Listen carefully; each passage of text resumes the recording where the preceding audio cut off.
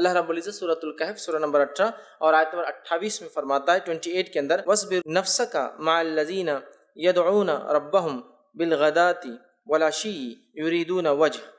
اللہ فرماتا اور کہتا ہے اور اپنے آپ کو ان لوگوں میں بند رکھیے، ٹھیک ہے۔ اللہ فرماتا ہے وَاصْبِرْ نَفْسَكَ مَعَ الَّذِينَ يَدْعُونَ رَبَّهُمْ، ان لوگوں میں نبی اپنے آپ کو رکھیے، بند رکھیے جو لوگ اپنے رب کو پکارتے ہیں۔ پھر فرمایا بالغداۃ والعشی، جو صبح اور شام اپنے رب کو پکارتے ہیں، نبی آپ ان کے صحبت میں رہیے، ان کے ساتھ اپنے آپ کو بند کر کے رکھیے، ان کے ساتھ اپنے آپ کو باندھے رکھیے، ٹھیک ہے۔ اور یہ صرف اس لیے کرتے ہیں کہ وہ اللہ کے لیے، خالص اللہ کے لیے، وجہ اللہ کے لیے یہ کام کرتے ہیں، اس کے علاوہ وہ کسی کے لیے کام نہیں کرتے۔ تو یہاں نبی اکرم صلی اللہ علیہ وسلم کو ان لوگوں کے ساتھ اپنے آپ کو بند کرنے کا، ساتھ رہنے کا حکم دیا گیا جو دن رات اپنے رب کو یاد کرتے ہیں اور پکارتے ہیں، ذکر کرتے ہیں۔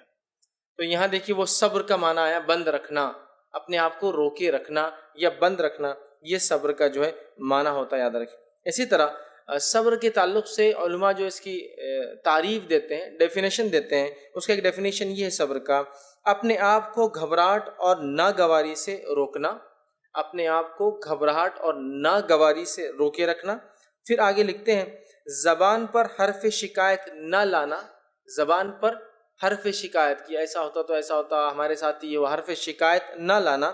پھر آگے وہ لکھتے ہیں باقی اعضائے جسم کو الجھن اور پریشانی مبتلا ہونے سے بچانا، باقی اعضاء اور جوارے کو جسم کو الجھن اور تکلیفوں میں جانے سے یا پھنسانے سے اپنے آپ کو بچانا، یہ کیا ہے؟ صبر ہے۔ تو یاد رکھیں جسمانی اعضاء سے مراد یہی نہیں کہ آپ کسی چیز کے سامنے، بلکہ ایسا کوئی عمل نہ کرے کہ آخرت میں جہنم میں انسان کو جانا پڑے، اس سے بھی بچانا ہے نا، تو وہاں بھی صبر کرنا پڑتا ہے، اپنے آپ کو روکے رکھنا ہے۔ ایک عمل ہے مجھے اچھا لگتا ہے دنیاوی طور سے، بڑی لذت آتی، مزہ آتا ہے، لیکن میں نہیں کروں گا اس لیے کہ آخرت میں اس کا بدلہ بہت برا ہے، تو میں نے اپنے اعضاء اور جوارے کو اس سے بچایا، روکے رکھا کہ مجھے یہ کرائم، یہ جرم، یہ نشہ، یہ بری چیز، یہ لت نہیں اڈاپٹ کرنا ہے، نہیں اس کو ایکسیپٹ کرنا ہے، اس پہ عمل نہیں کرنا ہے، تو یہ بھی صبر کے اندر داخل ہے۔ کیا کیا ہے صبر کے اندر؟ اپنے آپ کو گھبراہٹ اور ناگواری سے روکے رکھنا، گھبراہٹ اور ناگواری مطلب ایسے سچویشنز، ایسی حالت میں اپنے آپ کو نہ ڈالے کہ گھبراہٹ اور ناگواری آپ پر ہو۔ دوسرا اپنی زبان سے جو ہے شکایت نہ کرنا، یہ معاملہ دنیاوی اعتبار سے بھی ہو سکتا ہے اور اللہ رب العزت کے تعلق سے بھی ہو سکتا ہے کہ لوگوں سے شکایت کر رہے ہیں، کچھ لوگ ہوتے ہیں ہر چیز کی شکایت ہوتی ہے، اور کچھ لوگ رب سے بھی شکایت کرتے ہیں، جیسا چوری ہو گئی، کسی گھر میں چوری ہو گئی تو وہ کہتا ہے اتنے مالدار شہر میں لوگ پڑے ہوئے، ان کے گھر میں چور نہیں آتے، ہمارے گھر میں آ گئے، حالانکہ ہم تو غریب تھے۔ مطلب مالدار لوگ ہیں ان کے پاس چوری نہیں ہوتی، ہمارے پاس ہو گئی، یہ تقدیر تھی، اللہ نے آپ کی تقدیر میں لکھا چوری۔ اتنے لوگوں کو اولادیں ہیں، ان کی اولادیں تو نہیں مرتی اور ہمارا ایک ہی لڑکا تھا، مر گیا ہو۔ سمجھ رہے آپ؟ یہ شکایت ہے کہ آپ یہ شکایت کریں اللہ سے کہ نعوذ باللہ، اللہ تعالیٰ کو یہ نہیں سمجھا کہ جس کو زیادہ لڑکے تھے اس کا انتقال کرنا چاہیے تھا، ان کو ایک ہی تھا، ان کا کر دیا، حالانکہ وہ اللہ کی مرضی تھی، جس کو چاہے اولاد دے، جس کو چاہے نہ دے، جس کو چاہے چھین لے، دینے کے بعد چاہے ایک دے کر چھینے یا 10 دے کر لے، وہ اس کی مرضی ہے۔ سمجھ رہے آپ بات؟ تو یہ شکایت ہے، تو شکایت سے اپنی نفس کو روکے رکھنا، ٹھیک ہے۔ زبان سے مطلب شکایت نہ کرنا، پہلے تو اپنی نفس کو ایسے سچویشن میں نہیں ڈالنا، ٹھیک ہے، خراب۔ دوسرا اپنی زبان سے کبھی شکایت نہ کرنا، اور تیسرا اپنے اعضاء کو، مطلب اعضاء سے مراد سمجھ رہے ہیں، باڈی پارٹس کو، جو اعضاء کو، جسم کو الجھن اور پریشانی میں مبتلا ہونے سے بچانا۔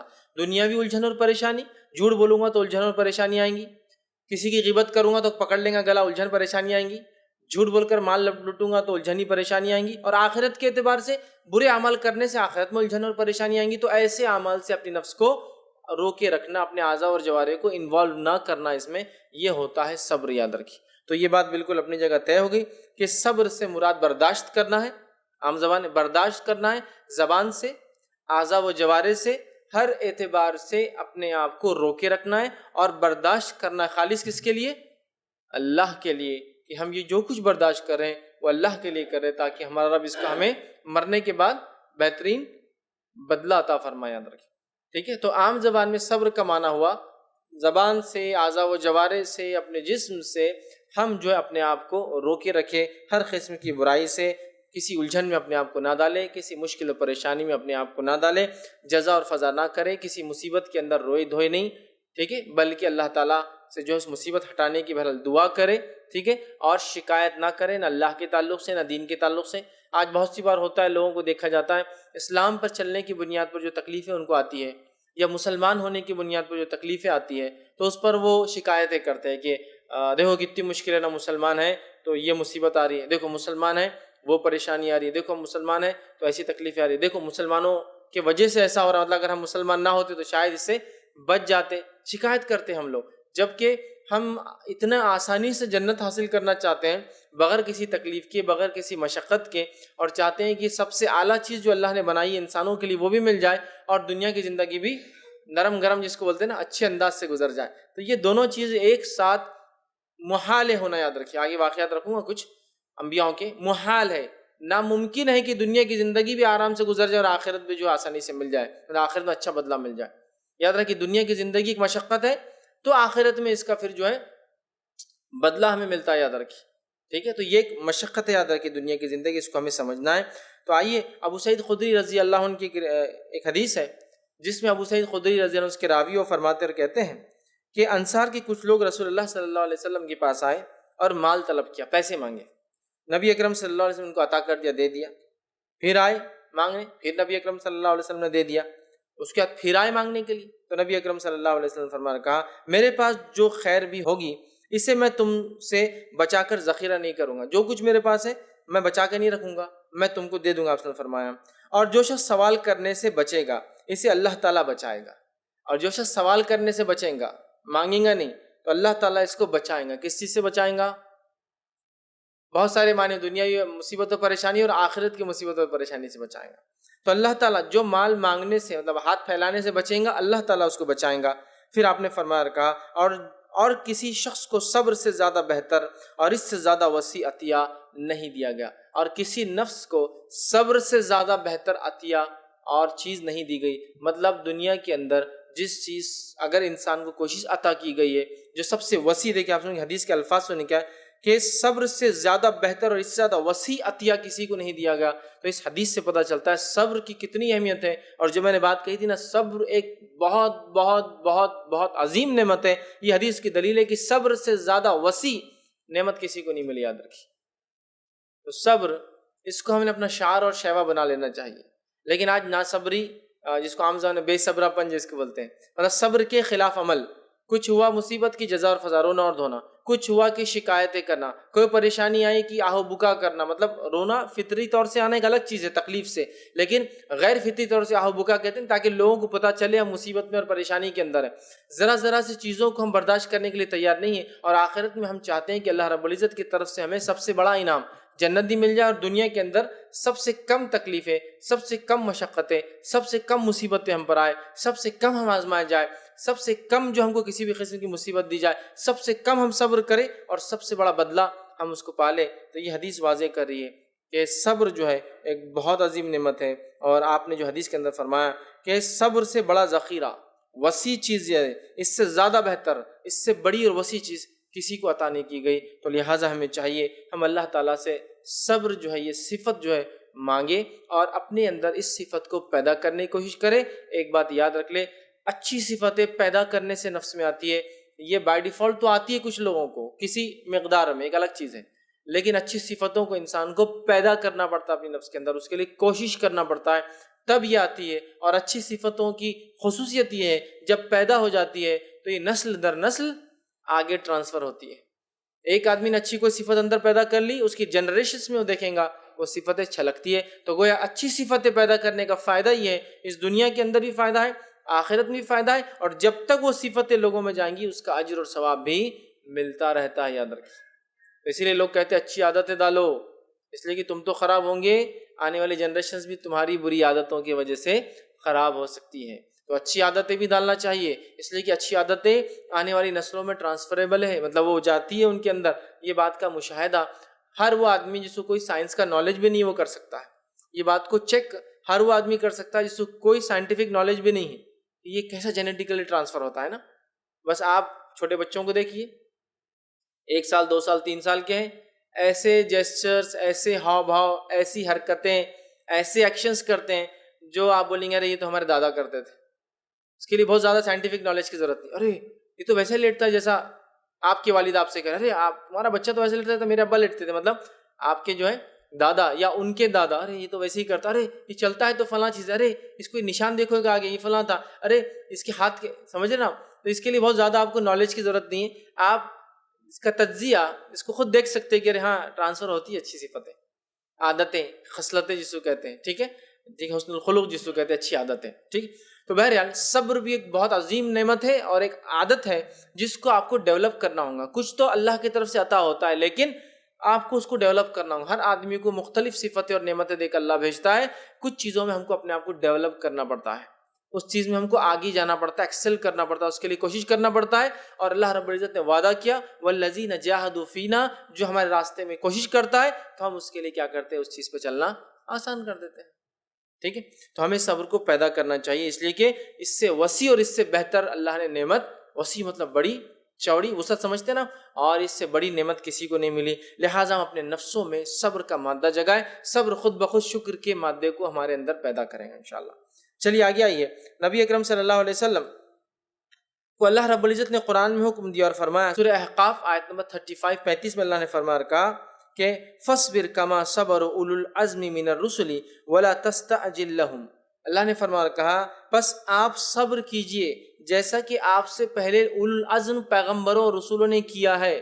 اے نبی آپ صبر کیجئے، فَاصْبِرْ كَمَا صَبَرُ أُولُو الْعَزْمِ مِنَ الرُّسُلِ، کہ آپ صبر کیجئے ویسا ہی جیسا آپ سے پہلے اولو العزم انبیاء نے صبر کیا۔ اولو العزم پیغمبروں میں کون کون آتے ہیں؟ نوح علیہ السلام، ابراہیم علیہ السلام، موسیٰ علیہ السلام، عیسیٰ علیہ السلام اور محمد صلی اللہ علیہ وسلم، 5 ہے۔ تو کہا آپ سے پہلے نبی جو اولو العزم رسول گزرے ہیں، نوح علیہ السلام، ابراہیم علیہ السلام، موسیٰ علیہ السلام، عیسیٰ علیہ السلام، آپ بھی ان کے جیسا کیا کیجئے، صبر کیجئے۔ مطلب نبی اکرم صلی اللہ علیہ وسلم کو اللہ بتا رہا ہے کہ آپ سے پہلے بھی صبر کرنے والے گزرے، آپ کو ان کے جیسا صبر کرنا ہے۔ سمجھ رہے بات کو؟ مطلب اللہ کے رسول صلی اللہ علیہ وسلم کو یہ حکم ہو رہا ہے، اے نبی آپ سے پہلے دیکھو یہی لوگ صبر کرنے والے گزرے ہیں، آپ کو بھی ان کے جیسا صبر کرنا چاہیے۔ اور فرمایا اور آپ اے نبی جو ہے کفاروں کے بارے میں جلد بازی نہ کیجیے، مطلب آپ بہت جلدی بددعا کا ہاتھ ان کے خلاف نہ اٹھائیے، آپ بہت جلدی بددعا نہ دیجیے ان کو کہ ان کو ہلاک اور برباد کر دیا جائے۔ پہلے نبیوں کو دیکھیے، آپ نوح علیہ السلام کو دیکھیے، 950 سال نوح نے صبر کے ساتھ دعوت دی۔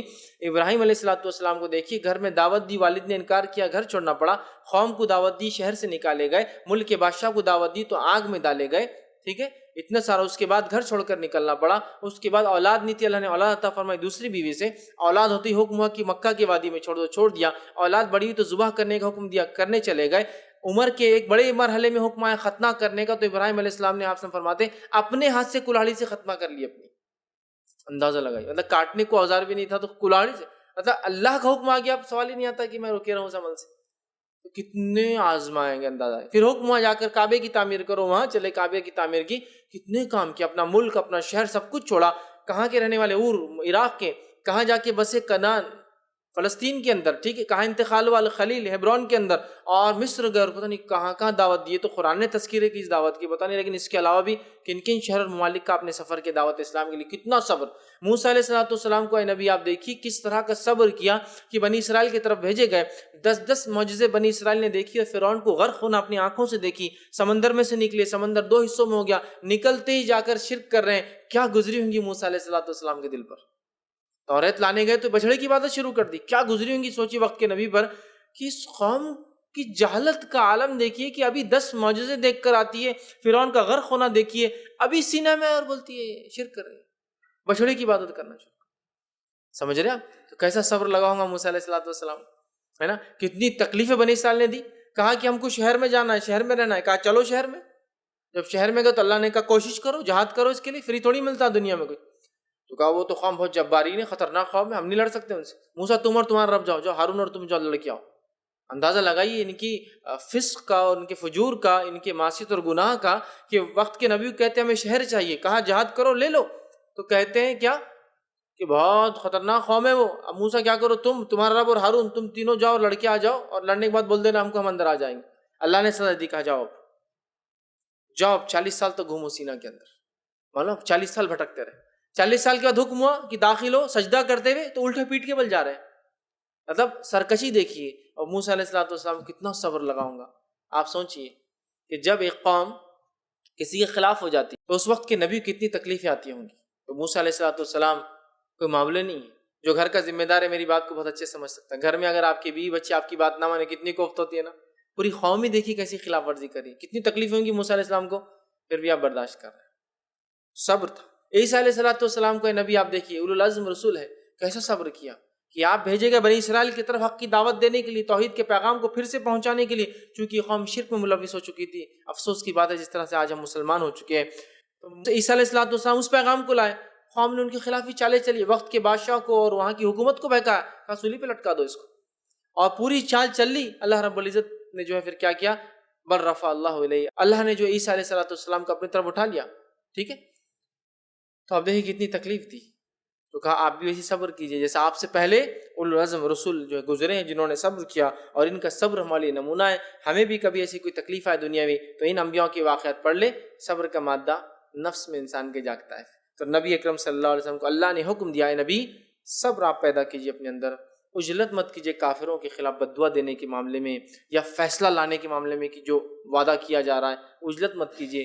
پچھلے اولو العزم رسولوں کو دیکھیے کیا انداز سے اور کتنا طویل اور لمبا صبر انہوں نے اللہ تعالیٰ کے لیے کیا تھا. ٹھیک ہے, اس بات کو ہم دیکھ رہے ہیں. اسی طرح قرآن میں اللہ فرماتا ہے اور کہتا ہے, سورہ آل عمران سورہ نمبر 3 آیت میں 200 میں 200 میں اللہ فرماتا ہے, یا ایھا الذین آمنوا اصبروا والصابروا ورابطوا واتقوا اللہ لعلکم تفلحون. اللہ نے فرمایا اے ایمان والو صبر کرو, ٹھیک ہے, اور جو ہے مضبوط قدمی کے ساتھ جم جاؤ. والصابروا, اللہ نے فرمایا یا ایھا الذین آمنوا اصبروا, صبر کرو, والصابروا مضبوطی کے ساتھ جم جاؤ, ورابطوا اور اللہ کے راہ میں مکمل کوشش کرو, جہاد کرو, واتقوا اللہ لعلکم تفلحون اور اللہ کا تقوی اختیار کرو تاکہ تم فلاح پاؤ, کامیابی پاؤ. تو اس آیت نے بھی دیکھیے صبر کا حکم دیا, صبر کرو, جم جاؤ, جہاد کرو, کوشش کرو اللہ کی راہ میں, اللہ سے ڈرتے رہو, اور اللہ نے فرمایا کہ لعلکم تفلحون تاکہ تم کامیابی پاؤ. تو یہاں کیا کہا, صبر کرو. وہاں نبی اکرم صلی اللہ علیہ وسلم کو حکم آیا صبر کرنے کا, یہاں ہم سب کو آ رہا ہے, مطلب صحابہ کو آیا تھا صبر کرو, جم جاؤ, مضبوطی کے ساتھ ہے نا, ایمان پہ جم جاؤ, دشمن کے خلاف جم جاؤ, مصیبتوں ہو تو پریشانیوں کے خلاف جم جاؤ, ایمان لانے کی وجہ سے جو آتی ہے جم جاؤ, اور اس کے بعد خوب کوشش کرو اللہ کی راہ میں, جہاد کرو, واتقوا اللہ اور تقوی اختیار لعلکم تفلحون تاکہ تم کامیاب ہو. تو اگر مجھے اور آپ کو کامیاب ہونا ہے تو طریقہ بتا دیا, صبر سب سے پہلے, مضبوطی کے ساتھ جم جانا, کوشش کرتے رہنا, تقوی اختیار کرنا, فلاح پا لینا. سٹیپس ہے نا. ہم بول رہے کامیابی دنیا میں کیوں نہیں ملتی, کیا صبر کیا؟ صبر مطلب وہ دین پر چلے جس کے وجہ سے تکلیف آئی, پھر صبر کرنا پڑا, پھر اس صبر کے اندر مضبوطی سے جمے رہے ہم کبھی, اس کے بعد ہم نے اپنی کوششیں لگائی, جہاد کی اللہ کی راہ میں, اس کے بعد تقوی اختیار کیا. ہم کچھ بھی نہیں چاہتے, اور چاہتے بس نام بھی مسلمانوں میں ہو, مرے تو فرشتے مسلمانوں کے اندر حساب لکھ لے, اور اس کے بعد حساب و کتاب مسلمانوں میں ہو, اور پھر آخر میں جنت میں چلے جائے. لیکن باقی صبر, تقوی, شکر اور وہ نہیں, وہ سب ہم سے نہیں ہوں گا. بس ہم کو جنت چاہیے, باقی ہم کو بیچ میں کوئی طریقہ نہیں اختیار کرنا ہے اس کو حاصل کرنے کا. جبکہ دنیا کی معاملات میں ایک چھوٹا سا پلاٹ لینا ہے تو کیا کیا ذریعے اور وسیلے اختیار کرتے ہیں, ادھار لینے کا, لون لینے کا, پیسے جمع کرنے کا, مختلف طریقوں سے کلیکشن کرنے کا, کچھ پیسے آ جائے, کچھ نہ کچھ کر کے محنت کر کے پھر بولتے ہیں, اور ہسٹری بھی سناتے, یہ گھر جب لیا تھا میں نے اتنے 100 روپے کا, آج اتنے کروڑ کا ہو گیا, اتنے لاکھ کا ہو گیا, اتنی محنت کیا, ایسے بنایا, پہلی بار یوں ہوا, دوسری بار یوں, اتنی ساری چیزیں. لیکن جنت کے لیے کوئی کوشش نہیں, اس کے لیے ایک بھی تکلیف نہیں چاہیے مجھے. دنیا کے لیے میں سارے لوگوں سے جانے کے خلاف ہوں, ہر اتھارٹی کے خلاف جانے کے لیے کھڑا ہوا ہوں, سب پر کیس ڈالنے اور سب کی کیس برداشت کرنے کے لیے کھڑا ہوں, لیکن دین کے لیے مجھے ایک بھی کیس نہیں چاہیے, ایک بھی تکلیف نہیں چاہیے, ایک بھی اتھارٹی کے خلاف نہیں جانا ہے. پھر مجھے بدلہ بھی چاہیے, اس کے بدلے جنت کا گھر. بڑی تعجب کی بات ہے, یاد رکھیے یہ اتنے آسانی سے نہیں ملتا. ٹھیک ہے, آگے اللہ رب العزت فرماتا ہے سورہ حج سورہ نمبر 22 آیت نمبر 35 کے اندر اللہ نے فرمایا کہا الذین اذا ذکر اللہ وجلت قلوبہم, کہ جب ایمان والوں کے سامنے اللہ کا ذکر کیا جاتا ہے تو ان کے دل جو ہے اللہ کے ذکر کی وجہ سے جو ہے اللہ فرماتا ہے کہ وہ عجلت کرتے ہیں. ٹھیک ہے, تو ان کے دل عجلت کر کے دل ہل جاتے ہیں. جب اللہ کا ذکر مومنوں کے سامنے کیا جاتا ہے ان کے دل جو ہے ہل جاتے ہیں. اور آگے فرمایا, اور اللہ رب العزت نے کہا عجلت قلوبہم والصابرین علی ما اصابہم, اور وہ صبر کرتے ہیں جو اللہ مصیبت ان کو دیتا ہے. تو ایک تو اللہ کے مومن بندوں کا تذکرہ یہ آیا کہ جب ذکر کرتے اللہ کا تو ان کے دل ہل جاتے ہیں, اور دوسرا کیا ہے, جب کوئی تکلیف اللہ دیتا ہے تو اس پہ کیا کرتے ہیں, صبر کرتے ہیں, ہے نا. تو دو صفتیں بتائی جا رہی ہے اللہ کے نیک بندوں کی. ایک, اللہ کے ذکر پہ ان کے دل عجلت کرتے ہیں, ہل جاتے ہیں, دہل جاتے ہیں, کانپ جاتے ہیں. اور دوسری صفت کیا بتائی, صبر کرتے جب اللہ مصیبت دیتا ہے نا. تو نہ آج ہم میں یہ صفت پائی جا رہی ہے کہ کوئی ہمارے سامنے اللہ کا ذکر کرے تو ہمارے دل اجلت قلوب، مطلب ہمارے دل کبھی ہل جاتے ہیں، بلکہ ہوتا یہ کہ ہم بولتے ہیں بس بس بس یہ بات مت کرو، ابھی یہ دنیا کا معاملہ چل رہا ہے، اس کو ایسے ڈیل کرنے دو، ہم کو یہ بعد میں بات کریں گے، ٹھیک؟ یا کوئی پڑھ بھی دے تو پھر کیا سمجھ میں آنے والا، ٹھیک ہے آپ نے پڑھ دیا لیکن ترجمہ مت کرو، اب چلے جاؤ، اس لیے کہ سمجھے تو عمل کرنا پڑے گا نا، تو ابھی سمجھ میں نہیں آئی بات، اس لیے یہاں سے چلے جاؤ۔ ہاں ایسا بھی دیکھا ہوں میں نے، بلکہ میں تو ایک ایسا واقعہ دیکھا ہوں کہ ایک صاحب ایک غلط کام کر رہے ہیں اور دوسرا ایک شخص جا کر ان کو سمجھانا چاہ رہا ہے، تو انہوں نے اپنی دونوں انگلیاں لی، ایک حقیقی واقعہ ہے، دونوں انگلیاں ایک کان میں ڈالی اور بھاگنے لگ گئے، سیدھا بھاگنے لگ گئے، اور وہ دوسرے صاحب بھی ان کے پیچھے بھاگ رہے ہیں، دیکھو آج سنا کے ہی رہوں گا، اور وہ بھاگ رہے آج تو نہیں سنوں گا۔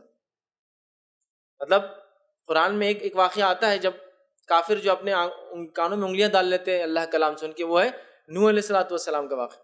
سورہ نوح میں اللہ کے رسول نوح علیہ السلام فرماتے ہیں اللہ سے، جب کنکلوژن ہو گیا، 950 سال دعوت ہو گئی، اب رپورٹ پیش کر رہے ہیں، اے اللہ میں ان کو صبح اور شام پکارا، کھلے میں اور چھپے میں پکارا، اکیلے میں اور اجتماع میں ان کی پکارا، یہ مجھے دیکھ کر بھاگتے ہیں، مجھے دیکھ کر اپنی انگلیاں کانوں میں ڈالتے ہیں، مجھے دیکھ کر اپنے چہروں پہ کپڑا ڈال لیتے ہیں۔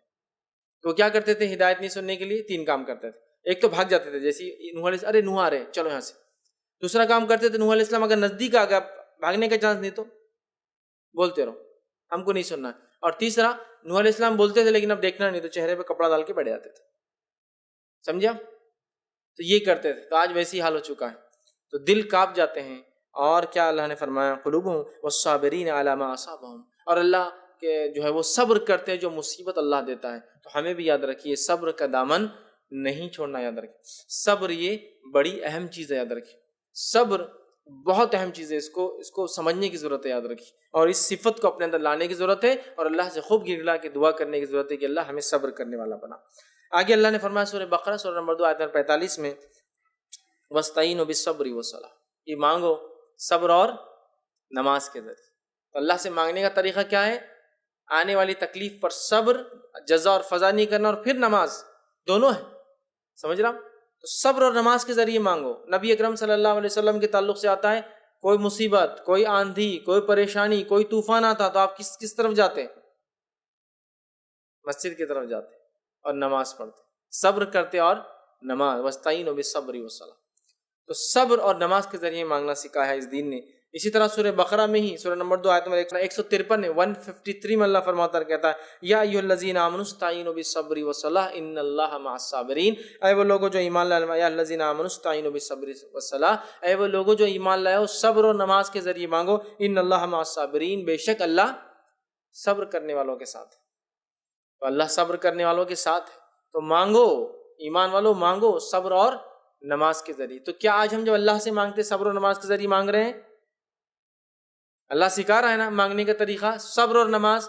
آج کیا صبر کر کے نماز کے ذریعے مانگ رہے ہیں؟ ہم سے تو فرض نماز نہیں ہوتی، تو یہ تو نفل کی بات ہو رہی ہے نا۔ صبر اور صلاح کے ذریعے جو مانگو ہے، یہ تو ایکسٹرا نوافل ادا کرنا ہے ہم کو صبر کے ساتھ، اور مانگنا ہے اللہ سے گڑ گڑا کر۔ راتوں کی نماز قیام اللیل کے شکل میں آپ پڑھیں، یا تہجد کی شکل میں آپ پڑھیں، یہ رات میں نمازوں کے لیے آپ کھڑے ہو، یا اس کے علاوہ دن میں نماز کے لیے کھڑے ہو، اور پھر مانگے، مصیبت آئی نماز شروع کی اور اس سے اللہ سے مانگنا ہے۔ لیکن ہم یہ طریقہ نہیں اپناتے، ہمارے بہرحال اپنے ایجاد کردہ بہت سارے طریقے ہیں جو بہت زیادہ شارٹ کٹ اور بہت آسان بھی ہے، کوئی نماز کی ضرورت بھی نہیں ہے، بہت آسانی سے ہو جاتے ہیں نا، جبکہ وہ سارے راستے جو ہے شارٹ کٹ نہیں، وہ لانگ کٹ سے یاد رکھیے، اور جنت تک جاتے بھی نہیں ہوں، مطلب وہ راستے جنت کے ہے ہی نہیں جس جو ہم نے ایجاد کر لیے۔ یہ ہے مانگنے کا طریقہ صبر اور نماز کے ذریعے۔ تو کہا اے ایمان والو صبر اور نماز کے ذریعے مانگو، اور بے شک اللہ صبر کرنے والوں کے ساتھ ہے، اللہ صبر کرنے والوں کو پسند کرتا ہے۔ صبر سے زیادہ وسیع اور بڑی نعمت کسی کو عطا نہیں ہوئی۔ کتنی باتیں صبر کے تعلق سے دیکھی آ رہی ہے۔ اسی طرح سورہ آل عمران آیت نمبر 146 میں اللہ نے فرمایا اور کہا واللہ یحب الصابرین، کہ اللہ تعالیٰ صبر کرنے والوں سے محبت کرتا ہے، ٹھیک ہے، صبر کرنے والوں سے محبت کرتا ہے۔ سورہ یوسف سورہ نمبر 12 آیت نمبر 90 میں 90 میں اللہ نے فرمایا اور کہا جو شخص اس سے ڈرتا اور صبر کرتا رہے تو اللہ تعالیٰ نیکوکاروں کا اجر ضائع نہیں کرتے۔ تو جو صبر کرتا ہے اور اللہ سے ڈرتا ہے، اللہ ایسے لوگوں کے اجر کو ضائع نہیں کرتا۔ جو لوگ اللہ سے ڈرتے ہیں اور نیکی کرتے ہیں، مطلب صبر کرتے ہیں ساتھ میں، تو اللہ تعالیٰ ایسے لوگوں کا عمل ضائع نہیں کرتا۔ یہ بات یوسف علیہ السلام کے لیے کہی گئی کہ یوسف علیہ السلام نے صبر کیا ان کے بھائیوں کے کنویں میں ڈالنے کے باوجود، صبر کیا ان کے قتل کی کوشش کے باوجود، صبر کیا حاکم بننے کے بعد اپنے بھائیوں کو سامنے دیکھنے کے باوجود، ہے نا۔ یوسف علیہ السلام حاکم بن گئے تھے، مصر کے بہت بڑے وزیر بن چکے تھے، خزائن الارض، زمین کے جتنے بھی معدنیات نکلتے اس کے آپ وزیر بنا دیے گئے تھے، اور اس وقت ان کے بھائی غلہ مانگنے آئے تھے. تو جب یوسف تو بہت چھوٹے تھے جب انہوں نے کنویں میں ڈالا تھا, بھائی تو نہیں پہچان سکے یوسف کو, لیکن یوسف نے تو سب کو پہچان لیا. لیکن اس کے بعد بھی صبر, اس کے بعد سارے بھائیوں کو معاف کر دیا, صبر. اس کے بعد سب کو دعوت دی کہ آ کر مصر میں رہو, صبر. اپنے ہی قاتلوں کو اپنے ساتھ رکھا, یہ ہے صبر. سمجھ رہے بات کو؟ تو یہ صبر جو ہے ایک بہت عظیم نعمت ہے, ہمیں اس کے لیے کوشش کرنا چاہیے. تو کہا یوسف علیہ السلام کے بارے میں جو شخص اس سے ڈرتا رہا, تقوی اختیار کیا, صبر کرتا رہا, تو اللہ تعالیٰ نیکوکاروں کے اجر کو ضائع نہیں کرتے, جیسا یوسف علیہ السلام کے اجروں کو اللہ نے ضائع نہیں کیا. جیل میں جانے کے باوجود بھی اللہ نے نکلوایا. نکالنے کے بعد ایک ایسی پوزیشن دی جو ظاہر سی بات ایک عام آدمی کے لیے ناممکن تھی. اندازہ لگائیے, ایک کیس کے اندر آپ جیل میں تھے اور الزام بہت سنگین ایک عورت نے ڈالا تھا کہ میری عزت پہ نعوذ باللہ یوسف نے ہاتھ ڈالا. جیل گئے لیکن صبر کا دامن نہیں چھوڑا, غلط چیز کی طرف, غلط راستہ اختیار نہیں کیا. یہاں تو دیکھیے نا, جرم کرو تو بچو گے ورنہ تم کو سزا ملے گی. تو کہا میں سزا لینے کو تیار ہوں, جرم تو میرے سے ہونے والا نہیں ہے, جرم تو میرے سے ہونے والا نہیں. ٹھیک ہے, اور جیل چلے گئے. ایک واقعہ آتا ہے ایک جو ہے ایک اسلاف میں سے کہ ایک شخص تھے دیندار, کسی عورت نے ان کو کسی بہانے سے گھر بلا لیا, کوئی مسئلہ پوچھنا ہے, فلاں کام کرنا ہے. وہ چلے گئے اور جانے کے بعد اس نے کہا کہ اب گھر سے باہر گئے مجھ سے منہ کالا کرے بغیر تو میں چلاؤں گی اور لوگوں کو پتہ چل جائیں گا, تمہاری عزت, تمہارا وقار, تمہارا علم, تمہاری کتابیں سب ضائع ہو جائیں گی پھر, کیونکہ تم پر یہ الزام رہے گا. اب وہ پریشان ہوں گے کیا کرنا ہے. یہ ایک طرف پورا زندگی بھر کی کوشش برباد ہو جائیں گی, دوسری طرف اس طرح سے کر رہی ہے کہ چھوڑ نہیں رہی. تو کہا ٹھیک ہے میں کرتا ہوں, مجھے صرف بیت الخلاء جا کے آنے دیں. ٹھیک ہے بیت الخلاء چلے جاؤ. بیت الخلاء گئے اور بیت الخلاء میں سے گندگی نکال کے پورے آنکھ پہ مل لی. باہر آ کے بولے اب کر لو. وہ بولی اتنا غلیظ آدمی, بدبو آ رہی, چل بھاگو جہاں سے. سمجھے آپ, اس نے خود عورت نے کہا کیا سمجھ رہے آپ, کسی انسان کے آنکھ پہ غلاظت ہو تو اس سے کون زنا کرے گا. تو دیکھیے کیسے حکمت سوچا, یہ نہیں سوچا کہ اب تو مصیبت میں پریشانی میں کر بھی لیا تو مجبوری میں آئیں گا, فلاں ہوں گا, یہ ہوں گا, کچھ نہیں. حکمت سجائی, جا کر جو ہے اللہ ظاہر سی بات ہے کوشش دعا کی ہوں گی, اللہ بس یہ ایک مصیبت آ گئی, اس طرح سے عورت الزام لگا رہی ہے. حکمت کے ساتھ عمل کیا, اللہ تعالیٰ نے راستہ نکال دیا. یوسف علیہ السلام کے لیے کوئی راستہ نہیں تھا, اس لیے کہ اس زمانے کی وہ عورت حاکم کی بیوی تھی. سمجھ رہے آپ, اب حاکم کی بیوی ہے اس کا مطلب یہ کہ چونکہ اس پہ الزام تھا, سب بولتے ارے غلام پہ نظر ڈالی, غلام پہ نظر ڈالی, تو اب غلام کو جیل میں ڈالنا مجبوری تھی. یوسف علیہ السلام کے لیے چانس نہیں تھا, لیکن صبر کیا. صبر کرنے کے بعد نتیجہ کیا نکلا, اللہ تعالیٰ نے اسی ملک کا آپ کو حاکم بنا دیا اور آپ کی نسلیں مصر پہ حکومت کرتے رہی کئی سالوں تک. مطلب بنی اسرائیل کو اللہ نے حکومت دے دی. تو یہ ہوتا ہے صبر کا بدلہ, خود یوسف علیہ السلام کو جو ملا اور صبر کا بدلہ آپ کی قوم کو جو ملا. تو صبر بڑی اہم چیز ہے. اسی طرح جو ہے سورہ زمر کے اندر اللہ رب العزت آیت نمبر جو 10 میں فرماتا اور کہتا ہے انما یوفی الصابرون اجرہم بغیر حساب, کہ صبر کرنے والوں کا اجر بغیر حساب کے دیا جائے گا. مطلب صبر کرنے والوں کا اجر بہت زیادہ دیا جائے گا. اللہ صبر کرنے والوں کو پسند کرتا ہے, اجر بہت دیا جائے گا. ٹھیک ہے, ان کو محبت کرتا ہے اللہ. تو کتنی باتیں دیکھیے صبر کے تعلق سے قرآن میں آ رہی, یاد رکھیے. اور اسی طرح دیگر کئی صفتیں جو ہے اللہ نے صبر کرنے والوں اور صابرین ان لوگوں کی بیان کی جنہوں نے صبر کیا, جس میں سب سے اول کون ہے صبر کرنے والوں میں؟ انبیاء اور رسل سب سے اول, یاد رکھیے. اور کیسے کیسے صبر انہوں نے کیے. مثال اگر لے لے تو ایوب علیہ السلام کا صبر, جب شیطان نے ان کو چھو لیا جس سے ان کو بیماری ہو گئی, اس قسم کی بیماریاں ہو گئی جس کی وجہ سے بستی والوں نے نکال دیا, کہا اس کو شہر سے نکال دو ایوب کو, اس لیے کہ اس کی وجہ سے, مطلب ایک آدمی جس کو پورا جلد نکل چکی ہو, پورے آنکھ پہ زخم ہو, کون شہر میں رہے گا؟ لگے گا ان کے نزدیک جانے سے تو ہم کو بیماری ہو جائیں گی. شہر سے نکال دیا, شہر کے باہر پڑے رہتے تھے آپ اور چل بھی نہیں سکتے تھے آپ. کیسا صبر کیا, پوری اولاد مر گئی, اچانک گھر گر گیا آپ کا, پوری اولادیں مر گئی. بائبل کے مطابق آپ کو 100 اولادیں تھی, ایک ہی ساتھ چھت گری 100 کے 100 مر گئے. بکریاں تھیں آپ کو بہت زیادہ, بھیڑے, طوفان آیا سب مر گئی. ٹھیک ہے, سمجھ رہا بات کو. مطلب ایوب علیہ السلام کا صبر دیکھیے, جب اللہ تعالیٰ نے ان کی تعریف فرشتوں کے سامنے کی کہ ایوب دیکھو کیسا صبر کرتا ہے, تو شیطان نے کہا اتنی نعمتیں دینے کے بعد تو کوئی بھی صبر کرے گا, مطلب کوئی بھی شکر کرے گا, نعمتیں چھینو تو پتہ چلے گا. اللہ نے ساری نعمتیں چھین لی اور ایوب علیہ السلام ویسے ہی تھے اپنے شکر کے اندر, ان بیماریوں کے اندر بھی, ہے نا. کئی مثال, ابراہیم علیہ السلام ہے, نوح علیہ السلام نے دیکھ لیا, ہم نے عیسیٰ علیہ السلام دیکھا, ہم نے موسیٰ علیہ السلام دیکھا, ایوب علیہ السلام تو صبر کی مثال دیے جاتے ہیں. ٹھیک ہے, اس کے علاوہ بھی تمام انبیاء کے واقعات لیجیے, صبر کی یہ لوگ مثالیں ہیں. چوٹیاں ہیں جس کو بولتے ہیں، یہ ہائٹس ہے جس میں انسان صبر کر سکتا ہے۔ آئیے حدیث سنیے، نبی اکرم صلی اللہ علیہ وسلم فرماتے ہیں، جامع ترمذی اور سنن ابن ماجہ کی روایت، آپ نے فرمایا انبیاء علیہ الصلوۃ والسلام لوگوں میں سب سے زیادہ آزمائش میں مبتلا ہوتے ہیں، پھر وہ جو سب سے زیادہ اللہ کے قریب ہوتا ہے، مطلب پہلے جو آزمائے جاتے ہیں وہ انبیاء ہیں، اس کے بعد جو ان کے بعد اللہ سے سب سے زیادہ قریب ہوتا ہے، اور ہر شخص کو اس کی دینداری کے مطابق آزمایا جاتا ہے۔ اگر وہ دینداری میں مضبوط ہو تو اس پر آزمائش بھی سخت آتی ہے، اور اگر وہ اس میں کمزور ہو تو اس کے مطابق ہی اس پر آزمائش ڈالی جاتی ہے، اور آزمائش بندے مومن کو پریشان کیے رکھتی ہے، حتیٰ کہ وہ زمین پر اس حالت میں چلتا پھرتا ہے کہ اس پر کوئی گناہ اللہ باقی ہی نہیں رکھتا۔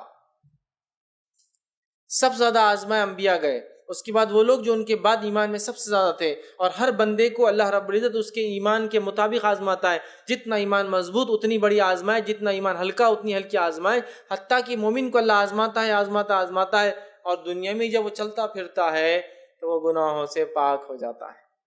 مطلب ہر آنے والی آزمائش ہمارے گناہوں کو معاف کرواتی، کب؟ جب اس پہ ہم صبر کرے۔ جزا فضا رونا دھونا آج کل کتنا چلتا ہے، کچھ ذرا سا ہو جائے مالی نقصان جانی نقصان، ہاں اسی طرح جو عزت میں کوئی کمی آ جائے، ایک مقام تھا گر گیا کسی وجہ سے، بس جزا اور فضا رونا دھونا شکایتیں کمپلینس، اس کی ایک فہرست لگ جاتی ہے۔ تو کہا جو شخص یہ کرے وہ جو ہے صبر کرے تو اس کا بدلہ بہترین ملے گا، اور اللہ تعالیٰ اس کو گناہوں سے پاک کر دیتا ہے۔ اور انبیاء علیہ السلام سب سے زیادہ آزمائے گئے، کئی مثالیں ہمارے سامنے موجود ہیں۔ اسی طرح خود نبی اکرم صلی اللہ علیہ وسلم کی اگر مثال لے لیں، میں عائشہ رضی اللہ عنہا فرماتی ہے، یہ صحیح بخاری اور صحیح مسلم کی روایت ہے، اللہ کے رسول جنگ احد سے زیادہ کوئی تکلیف کو مصیبت کو پریشانی آپ پر آئی؟ جنگ احد میں کیا ہوتا نبی اکرم صلی اللہ علیہ وسلم کے ساتھ؟ آپ کو ایک کافر نے اکیلے پا لیا، صحابہ میں تھوڑا سا گڑبڑ ہو گئی تھی جنگ کے بیچ میں، تو اس نے ایک پتھر اٹھا کے آپ صلی اللہ علیہ وسلم کی طرف پھینکا، پتھر اس زور سے آ کے آپ صلی اللہ علیہ وسلم کے جو چہرے مبارک پہ لگا کہ آپ کے کچھ دانت شہید ہوئے۔ وہ جو کڑیاں ہوتی ہے حفاظت کے لیے جو ٹوپی پہنی جاتی ہے، اس کی کڑیاں آپ صلی اللہ علیہ وسلم کے چہرے مبارک میں، یہاں ہڈی جو ہوتی گال کی اس میں دھس گئی، ٹھیک ہے۔ نبی اکرم صلی اللہ علیہ وسلم اپنے گھوڑے سے نیچے گر گئے، اور آپ کو وہ جو مار لگے اس سے پورا چہرہ آپ کا خون سے بھر گیا۔ لیکن اس وقت نبی اکرم صلی اللہ علیہ وسلم کا قول کیا تھا کہ اے اللہ میری قوم کو معاف کر دینا، اس لیے کہ یہ جانتی نہیں کہ میں تیرا نبی ہوں۔ یہ نہیں کہا کہ اللہ ان کو ہلاک کر دینا برباد کر دینا، کہا اللہ اس قوم کو معاف کر دینا، اس لیے کہ جانتی نہیں میں کون، ٹھیک ہے۔ تو کتنا صبر کی۔ تو میں عائشہ پوچھ رہی اس سے زیادہ بھی تکلیف والی کوئی دن کوئی گھڑی کوئی رات آئی ہے آپ پر احد والے اس میں واقع میں؟ تو آپ صلی اللہ علیہ وسلم فرمایا اے عائشہ ہاں یہ تیری قوم کی طرف سے ہوا تھا۔ جب میں مکے سے طائف گیا اور سوچا کہ شاید طائف والے ننیالی رشتہ دار ایمان لائے، کوئی ایمان نہیں لایا، میں سے میرا مذاق اڑایا گیا، اور مجھے جو ہے اوباش قسم کے بچے میرے پیچھے چھوڑ دیے گئے، انہوں نے مجھے پتھر مارے، روایت میں آتا ہے اتنے پتھر مارے، اتنا آپ کا جسم زخمی ہوا کہ آپ کے جوتوں میں بھی خون بھر گیا، جس سے جوتے چپک گئے تھے، اتنا مارا، ٹھیک۔ اس کے بعد ایک بادل آیا آپ صلی اللہ علیہ وسلم کی طرف، بادل میں جبرائیل علیہ السلام تھے، کہا میرے ساتھ فرشتے ہیں، ملک الجبال ہے، پہاڑوں کے فرشتے، آپ حکم دے یہ بستی کو ہم جو ہے نیست و نابود کرتے ہیں۔ آپ صلی اللہ علیہ وسلم فرمایا یہ ایمان نہ لائے تو کیا ہوا، ان کی قومیں ان کی نسلیں انشاءاللہ ایمان لائیں آنے والی۔ وہاں بھی آپ نے صبر دکھایا، تو کہا یہ صبر کا میرا سب سے بڑا موقع تھا۔ مطلب بہت سے زیادہ تکلیف آپ کو دعوت کی فیلڈ میں، جہاد سے زیادہ تکلیف آپ کو دعوت کی مشن میں آئی۔ آج ہم میں سے بہت سارے لوگ اللہ کے راہ میں کوشش کی بات کرتے ہیں لیکن دعوت کی کوئی کوشش نہیں، جبکہ نبی اکرم صلی اللہ علیہ وسلم سے زیادہ تکلیف دعوت کے میدان میں آئی۔ بہرحال تو یہ تھا آپ صلی اللہ علیہ وسلم کو جو تکلیف دی گئی۔ اسی طرح ہم دیکھتے ہیں عبداللہ ابن مسعود رضی اللہ عنہ فرماتے ہیں کہ نبی اکرم صلی اللہ علیہ وسلم کی خدمت میں جو ہے میں حاضر ہوا، ٹھیک، اور حاضر ہونے کے بعد دیکھا کہ اللہ کے رسول صلی اللہ علیہ وسلم کو بخار ہے۔ جب بخار میں نے دیکھا تو بہت زیادہ بخار تھا۔ نبی اکرم صلی اللہ علیہ وسلم کو انہوں نے کہا اللہ کے رسول آپ کو تو بخار بہت زیادہ ہے؟ تو آپ صلی اللہ علیہ وسلم فرمایا ہاں مجھے 2 آدمیوں کے برابر بخار آتا ہے، مطلب بہت زیادہ بخار آتا ہے۔ تو انہوں نے فرمایا اللہ کے رسول یہ اسی طرح ہے نا؟ تو آپ نے کہا اسی طرح ہے، مجھے 2 آدمیوں کے برابر بخار آتا ہے۔ پھر آپ نے فرمایا کہا کہ جس مسلمان کو تکلیف پہنچے یا کاٹا چھپے، مطلب انہوں نے صحابی نے کہا تو آپ کو اجر بھی دگنا ملتا ہوگا اس کا، مطلب اسی طرح ہے نا کہ اجر بھی دگنا ملتا ہے؟ آپ نے فرمایا اسی طرح اجر بھی مجھے ڈبل ملتا ہے، بخار بھی ڈبل آتا ہے۔ پھر آپ سے آگے فرماتا ہے جس مسلمان کو کوئی تکلیف پہنچے یا کاٹا چبھے یا اس سے کوئی بڑی تکلیف آئے تو اللہ تعالیٰ اس کے گناہوں کو ایسے مٹا دیتا ہے جیسے ایک درخت سے پتے گر جاتے ہیں۔ جب انسان صبر کرتا ہے تو کوئی تکلیف آتی ہے تو اللہ تعالیٰ اس کے گناہوں کو ایسے ہی مٹا دیتا ہے جس طرح سے سوکھے جھاڑ کے پتے گر جاتے ہیں نا، جب آپ جھاڑ کو ہلائے یا سوکھنے سے خود بخود، اس طرح سے صبر کرنے کی وجہ سے اللہ تعالیٰ گناہوں کو مٹا دیتا ہے۔ ہم سب یہ چاہتے ہیں کہ اللہ تعالیٰ ہمارے گناہوں کو معاف کرے، لیکن صبر والا معاملہ ہم پیدا نہیں کرتے اپنے نفس میں۔ صبر بڑی اہم صفت یاد رکھی۔ صبر کے فائدوں میں ایک فائدہ دیکھیے یہ بھی ہوتا ہے، یہ صبر کی اہمیت کے بعد اس کے فائدوں میں ایک یہ ہے کہ صبر کرنے والے پر دنیا میں اللہ تعالیٰ نوازشیں اور رحمتیں برساتا ہے۔ جو شخص صبر کرتا ہے اس کے فضائل میں ایک بات ہے، اللہ اس پر رحم اور نوازشیں اپنی برساتا ہے، جس کے بارے میں اللہ رب العزت نے سورہ بقرہ سورہ نمبر 2 آیت نمبر 155 155 سے 157 میں بڑی مشہور اور معروف آیت ہے۔ اللہ فرماتا ہے وَلَنَبْلُوَنَّكُمْ بِشَيْءٍ مِّنَ الْخَوْفِ وَالْجُوعِ وَنَقْصٍ مِّنَ الْأَمْوَالِ وَالْأَنفُسِ وَالثَّمَرَاتِ فَبَشِّرِ الصَّابِرِينَ۔ اللہ فرماتا ہے کہ اور ہم تمہیں ضرور بھی ضرور آزمائیں گے، بِشَيْءٍ مِّنَ الْخَوْفِ خوف کے ذریعے، وَالْجُوعِ اور بھوک کے ذریعے، وَنَقْصٍ مِّنَ الْأَمْوَالِ اور مال کی کمی سے، والانفس اور اپنی نفس کی جانوں کی کمی سے، والثمرات اور پھلوں کی کمی سے، وبشر الصابرین ایسے صبر کرنے والوں کو جو ہے خوشخبری دے دیجئے، الذین اذا اصابتهم مصیبت قالوا جب ان پر کوئی مصیبت آتی ہے تو پھر یہ مصیبت میں یہ کہتے ہیں ان للہ و انا الیہ راجعون، ہم اللہ کی طرف سے آتے اور اللہ کی طرف لوٹ کر جانا ہے۔ اولئک علیہم صلوات من ربہم ورحمہ یہی وہ لوگ ہیں جن پر اللہ کی نوازش اور رحمت ہو کر رہیں گے، واولئک هم المهتدون اور یہی لوگ حقیقت میں ہدایت کے راستے پر ہیں۔ تو اللہ کی رحمتیں اور نوازشیں اسی پر برستی ہے جو صبر کرتا ہے۔ اور صبر کیسے کرتا ہے؟ جب کوئی مصیبت آتی ہے تو کیا کہتا ہے؟ ان للہ و انا الیہ راجعون۔ یہ نہیں کہا جب کوئی مرتا ہے تو یہ کہتا ہے، جب کوئی مصیبت آتی ہے تو کیا کہتا ہے؟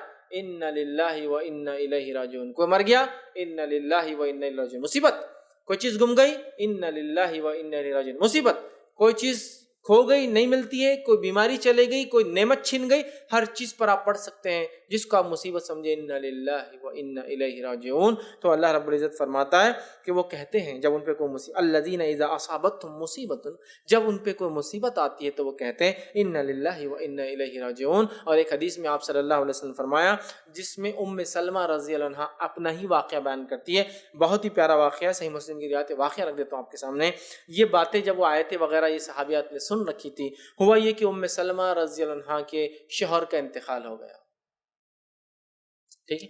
تو نبی اکرم صلی اللہ علیہ وسلم نے یہ دعا سکھائی تھی کہ جب کسی کو کوئی مصیبت آئے اور مصیبت میں وہ یہ کہے ان للہ و انا الیہ راجعون، اے اللہ ہم تیری ہی طرف سے اور تیری ہی طرف لوٹ کر جانا ہے، اور پھر وہ کہے وہ ایک دعا کرے آگے، اس کا ترجمہ اس طرح سے، اے اللہ میری اس مصیبت کو جو ہے تو مجھے اجر دے، اور اس مصیبت کو خیر میں جو ہے میرے لیے تبدیل کر دے، یا اس مصیبت کا مجھے اس سے اچھا خیر بدلہ عطا فرما۔ تو اللہ تعالیٰ اس مصیبت پہ اس سے خیر بدلہ انسان کو عطا فرماتا ہے۔ تو جب ان کے شوہر کا انتقال ہوا، یہ بات انہوں نے سن رکھی تھی، فوراً پڑھ دیا ان للہ و انا الیہ راجعون، اے اللہ اس مصیبت کا مجھے اس سے بہترین بدلہ دے۔ اور ان کی عدت گزرتے ہی نبی اکرم صلی اللہ علیہ وسلم کا پیغام ان کے لیے آ گیا، تو گویا شوہر کھو دیا تھا ایک، ان للہ و انا الیہ راجعون پڑھا، اور اللہ تعالیٰ نے سب سے بہترین شوہر جو دنیا میں ہو سکتا ہے وہ آپ کو دے دیا۔ سمجھا؟ ان للہ، ہماری کوئی چیز گم گئی، ان للہ و انا الیہ راجعون، اللہ اس کا اس سے اچھا بدلہ دے، اور آپ دیکھیے اللہ تعالیٰ اس کو اس سے بہتر چیز عطا فرما دیتا ہے، چیز عطا فرما دیتا ہے۔ سمجھ رہے ہیں بات کو؟ تو یہ بڑی اہم بات ہے، یاد رکھیے، اس چیز کو سمجھنے کی ضرورت ہے، اور اللہ تعالیٰ دیتا ہے، آپ چھوٹے سے لے کر بڑے تک وہ توکل اور ایمان کے ساتھ کیجئے، آپ بہت ساری چیزیں دیکھیں گے کہ اس کے بدلے ملتے ہیں، لیکن ہمارے پاس اس کے شعور، اس کی سمجھ کون دیں گا؟ حالت تو یہ کہ بڑے بڑے ہو گئے، زندگی ہماری گزر گئی، داڑیاں اور ساری چیزیں بال سر کے سفید ہو گئے، اور اگر کوئی انتقال کے علاوہ ان للہ و انا الیہ راجعون پڑھ دے تو اٹھ کے اس کو تھپڑ لگا دیتے ہیں، یہ کوئی مرا تھوڑی گیا، وہ صرف بیمار ہے اور ان للہ پڑھ رہے، تم صرف چیز گمی اور تم ان للہ و انا الیہ راجعون پڑھ رہے، کوئی مرا تھوڑی ہے، یہ حالت ہے۔ علم کی کمی آپ دیکھیے، یہ بڑی اہم چیز ہے۔ ان چیزوں مصیبت جب آتی ہے تو کہتے، یہ نہیں کہا کوئی مر جاتا ہے تو کہتے بیماری مصیبت ہے، چیز کا کھونا مصیبت ہے، موت بھی مصیبت ہے نا، اور بھی کئی چیزیں ہو سکتی جو مصیبت کی شکل ہر انسان کے سماج اور طبقے اور جہاں رہتا ہے اس کے حساب سے وہ مصیبت ہو سکتی ہے اس کے لیے۔ کوئی چیز گم جائے، کوئی اہم کاغذ گم جائے، انا للہ و انا الیہ راجعون۔ سمجھ رہے بات؟ تو اللہ تعالیٰ اس سے بہترین بدلہ دیتا ہے۔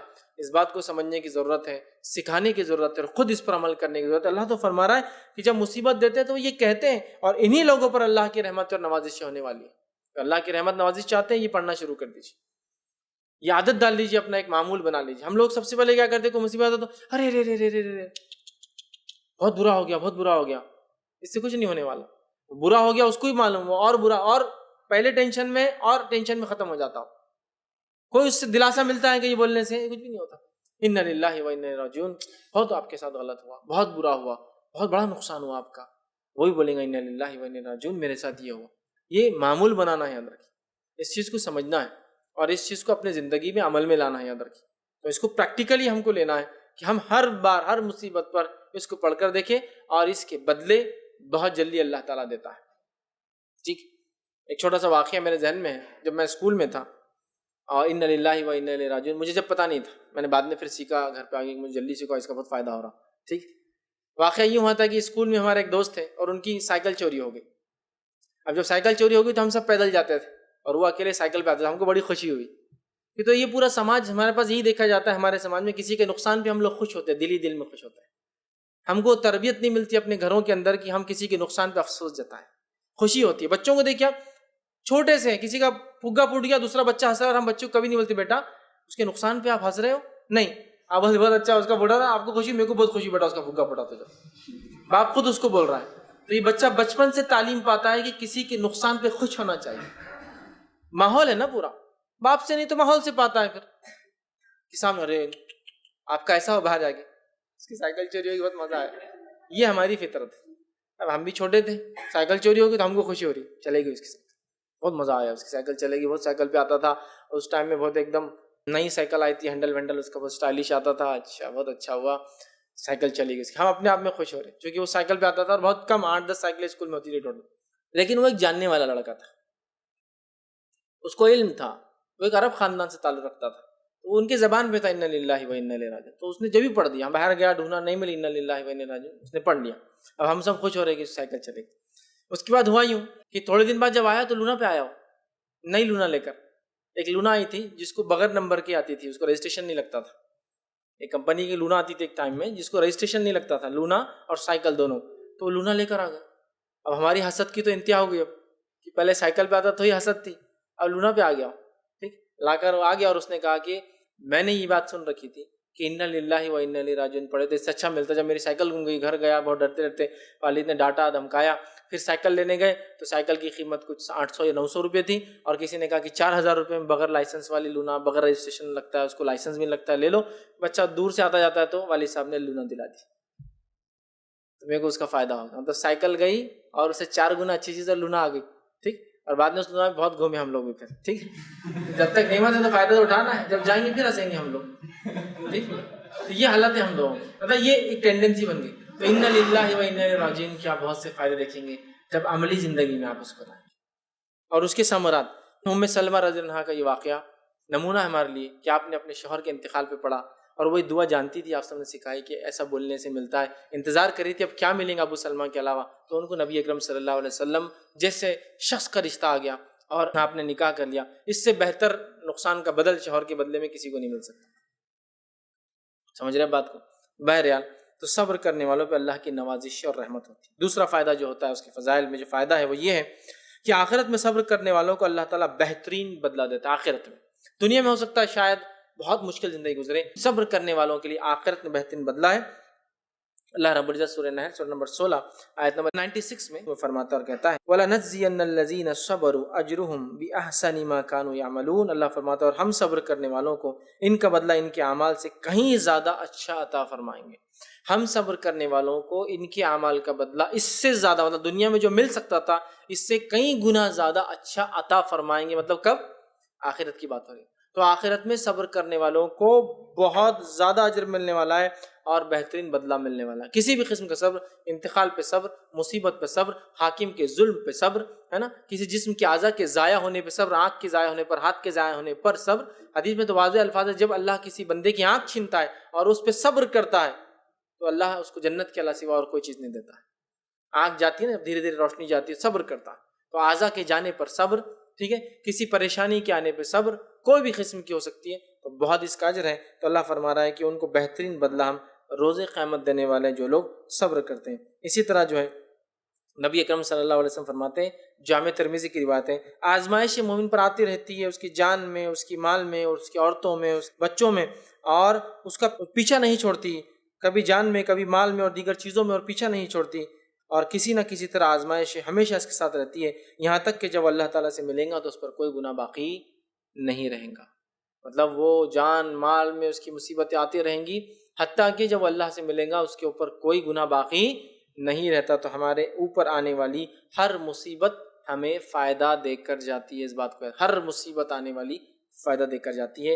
اسی طرح جو صبر کی ہم بات کر رہے ہیں، جو مصیبتوں پہ ہم کو صبر کرنا، جس کا بدلہ جنت ہے، جنت کے سوا کچھ اور نہیں ہے، اللہ اس لوگوں کو محبت کرتا ہے، اور بہت ساری باتیں اس تعلق سے آتی ہیں جس کے ہم نے فائدے بھی دیکھے اور اس کے فضائل بھی ہم نے دیکھے۔ آئیے اب اس کی کنڈیشنز کیا ہیں، اس صبر کا فائدہ کون اٹھا سکتا ہے؟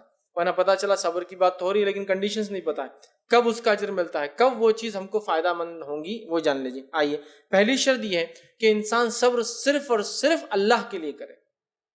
انسان صبر صرف اور صرف اللہ کے لیے خالص، تبھی اس کا اجر ملے گا۔ یاد رکھیے، اس لیے صبر نہیں کہ بہت بڑا ہے میرے کو اس کا وہ کریں گا تو خاموش بیٹھ جاؤ، اس لیے صبر نہیں کہ دنیا کیا بولیں گے اس لیے میں خاموش بیٹھ جاتا ہوں، اس لیے صبر نہیں کہ ہمارے خاندان میں فیشن ہے ایسے ہی کرتے ہم لوگ ریئیکٹ، تو اس لیے میرے کو کرنا، اللہ کے لیے نہیں، سمجھ رہے آپ؟ تو اس کا اجر انسان کو پھر نہیں ملتا۔ ٹھیک ہے، اس کے تعلق سے سورہ رات میں اگر دیکھیں تو اللہ سبحانہ تعالیٰ فرماتا ہے، اور جنہوں نے اپنے رب کی رضا کی طلب کرتے ہوئے صبر کیا اور نماز قائم کی، اور ہم نے انہیں جو کچھ دے رکھا ہے اس سے پوشیدہ اور کھلے طور پر وہ جو ہے خرچ کیا ہے، اور وہ برائی کا جواب بھلائی سے دیتے رہے ہیں۔ ٹھیک ہے، مطلب گناہ کے بعد فوراً نیکی کرتے ہیں، یا کوئی برائی کرتا ہے اس کا جواب بھلائی میں دیتے، برائی کے بدلے میں برائی نہیں دیتے، تو انہی لوگوں کے لیے آخرت کا گھر ہے۔ ٹھیک ہے، تو صبر کیا تو آخرت کا گھر کس کو ملے گا؟ جو صبر کیا خالص اللہ کے لیے، جنہوں نے اپنے رب کی رضا طلب کرنے کے لیے کیا کیا؟ کرتے رہے، صبر کیا، اللہ کی رضا کے لیے صبر کیا، پھر نماز قائم کیا۔ خود یہ بھی ایک صبر ہے، کتنی تکلیف ہوتی ہے کوئی کا نماز قائم کرنے میں، اور ایسے ممالک میں انتظام نہ ہو، سسٹم نہ ہو، تو اور بھی تکلیفیں بڑھ جاتی ہے۔ ٹھیک ہے، قائم رکھنے میں، اور انہیں جو کچھ دے رکھا ہے اس میں سے خرچ کرتے ہیں اللہ کے لیے، کھلے سے اور چھپے سے، اور پھر فرمایا برائی کا جواب بھلائی سے دیتے ہیں۔ ٹھیک ہے، برائی سے نہیں دیتے ہیں، تو اللہ سبحانہ تعالیٰ فرماتا ہے ایسے لوگوں کے لیے آخرت میں بڑا گھر ہے۔ کہ تو ہمیں اگر آخرت کا گھر چاہیے تو ہمیں کیا کرنا ہوگا؟ صبر کرنا ہوگا، اس لیے کہ خالص اللہ کے لیے ہوگی، پہلی کنڈیشن ہے۔ سیکنڈ کنڈیشن کیا ہے؟ دوسری شرط یہ ہے کہ بندہ مومن ہر قسم کی آزمائش میں اپنے زبان سے کوئی خلاف بات نہ نکالے کہ میرے ساتھ کیوں ہوا۔ ابو ہریرہ رضی اللہ عنہ حدیث کے راوی ہے، اور نبی اکرم صلی اللہ علیہ وسلم کہا، اللہ تعالیٰ فرماتا ہے، میں جب اپنے بندے مومن کو آزمائش میں مبتلا کرتا ہوں اور وہ عیادت کے لیے آنے والوں سے شکایت نہیں کرتا تو میں اسے اپنی قید سے آزاد کر دیتا ہوں، پھر اسے پہلے سے بہتر گوشت اور پہلے سے بہتر خون عطا کرتا ہوں، پھر وہ نئے سرے سے عمل کرنا شروع کرتا ہے۔ کیا فرمایا حدیث میں؟ جب میں کسی بندے کو کوئی مصیبت پریشانی میں آزمائش میں مبتلا کرتا ہوں، جو لوگ عیادت کو آتے وہ ان کے سامنے کوئی شکایت نہیں کرتا، ہمارے ساتھی ہوا دیکھو نا، ہمیشہ ایسے ہے، ابھی دیکھو ان کا ہوا تھا ابھی ان کا ہو گیا، ابھی ان کی مصیبت تھی ان کی مصیبت آ گئی، ان کی بیماری تھی ان کی بیماری آ گئی، ان کی تجارت گھاٹا آ گیا تھا ان کا آ گیا، کوئی شکایت نہیں کرتا، بس اللہ کی طرف سے بس جو بھی ہوا سب آپ دعا کیجیے کہ ہم اس آزمائش میں کھرے اترے۔ ٹھیک ہے، تو وہ جزا فضا نہیں کرتا۔ جو لوگ اس کے پاس آتے ہیں عیادت کے لیے، کسی کا انتقال ہو گیا، کوئی شکایت اللہ کے بارے میں نہیں کرتا، تو اللہ تعالیٰ فرماتا ہے تو ایسے بندے کو میں اپنی قید سے آزاد کر دیتا ہوں۔ اللہ کی قید کیا ہے؟ جہنم۔ جہنم قید خانہ ہے نا، اس کو ڈھکن ہے، اندر دھکا دے کے بند کر دیا جائے گا، جبکہ جنت کھلے باغات ہیں جو اونچے اونچے ہیں، اور جہنم گہری ہے جس کو اوپر سے بند کر دیا جائے گا۔ ٹھیک ہے، تو اپنے قید سے آزاد کر دیتا ہوں، اور پھر اسے پہلے سے بہتر گوشت پہلے سے بہتر خون دیتا ہوں، اور اس کو عمل کرنے میں، اور جو ہے جس کو ہم کہیں گے جو ہے وہ پھر سے نئے سرے سے عمل کرنا شروع کر دیتا ہوں، مطلب اس کو پچھلے گناہ معاف کر دیتا ہوں، اور پھر سے اس کو صحت طاقت توانائی دیتا ہوں تاکہ پھر سے وہ نئے سرے سے عمل کرنا شروع کرے۔ تو ہمیں جو ہے زبان سے اللہ کے خلاف کچھ نہیں بولنا ہے، پہلا خالص اللہ کے لیے صبر، دوسرا زبان سے جزا فضا نہیں کرنا ہے، تیسری شرط کیا ہے؟ ابتدا سے ہی صبر ہو، شروع سے آخر تک صبر ہو، یہ نہیں کہ پہلے تو جو کرنا تھا کر لیا اور پھر بعد میں صبر کر رہے ہیں، پھر بدلا نہیں ہے اس کا، پھر بدلا نہیں ہے۔ نبی اکرم صلی اللہ علیہ وسلم فرماتے ہیں، انس بن مالک رضی اللہ عنہ حدیث کے راوی ہیں، اور یہ بخاری اور مسلم کی روایت ہے، ایک خاتون قبر پر روتے ہوئے بیٹھی تھی، اور شاید یہ مدینے کا ابتدائی دور تھا، یا وہ اللہ کے رسول صلی اللہ علیہ وسلم کو نہیں پہچانتی تھی، دونوں میں سے کوئی ایک بات تھی، روتے بیٹھی ہوئی تھی۔ آپ صلی اللہ علیہ وسلم گئے تو آپ نے فرمایا کہ اتق اللہ واصبری، کہ اللہ کا تقوی اختیار کر اور تو صبر کر، اس عورت سے کہا۔ تو اس عورت نے کیا کہا، اور حدیث کے الفاظ دیکھیے اس طرح سے، تم اللہ تعالیٰ کا تقوی اختیار کرو اور صبر کرو۔ تو اس عورت نے کہا، آپ جائے اور اپنا کام کریں، آپ کو کیا معلوم میرے پہ کیا مصیبت ہے، اس طرح کے الفاظ ادا کر دی۔ اس سے پتہ چلتا ہے یا تو آپ صلی اللہ علیہ وسلم مدینے میں نئے تھے، یہ عورت نہیں پہچانتی تھی، یا پھر اس نے آپ صلی اللہ علیہ وسلم کبھی دیکھا نہیں تھا.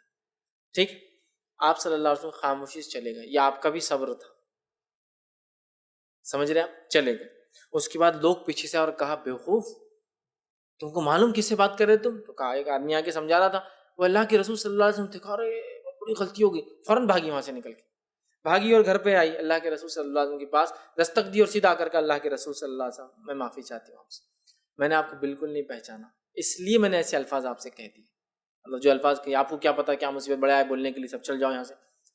تو اللہ کے رسول صلی اللہ علیہ وسلم میں نہیں پہچانتی تھی آپ کو، اس لیے وہاں جو ہے میں نے اس طرح سے بات آپ کے سامنے کر دی. تو آپ صلی اللہ علیہ وسلم نے اسے فرمایا اور کہا انما الصبر عند الصدمۃ الاولی، صبر تب ہوتا ہے جب صدمہ لگتا ہے. سمجھ رہے؟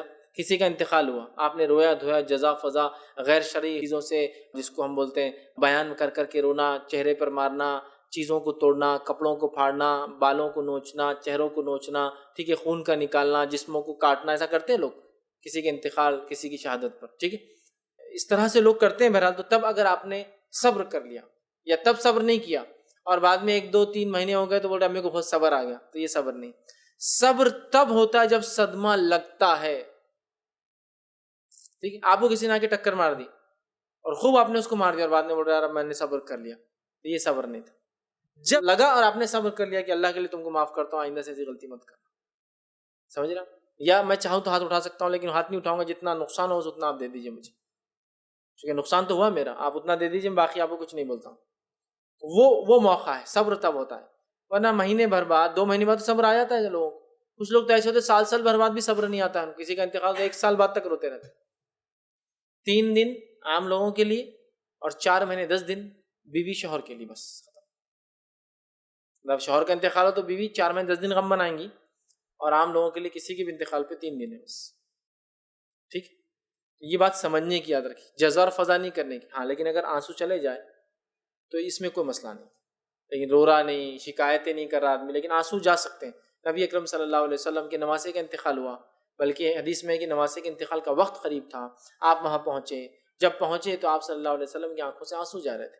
تو صحابہ نے کہا اللہ کے رسول آپ رو رہے ہیں؟ ان کو لگا یہ بھی خلاف ہے صبر کے. تو کہا یہ تو رحم ہے جو اللہ بندوں کے دل میں ڈالتا ہے.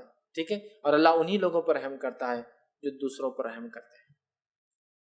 تو آنسو جانا غلط نہیں ہے، لیکن رونا، ہمارا ہی گھر ملا تھا کیا، چیخنا، چلانا، گلے پڑنا، بالوں کو نوچنا، چیزوں کو، عورتیں ہوتی تو چوڑیاں توڑتی ہے، چیزوں کو خراب کرتی ہے، چہروں کو نوچتے ہیں، کچھ لوگ زخم لگاتے ہیں اپنے چہروں کے اوپر، خون نکالتے ہیں کسی کے انتقال پر. ٹھیک ہے، یہ سب غلط ہے.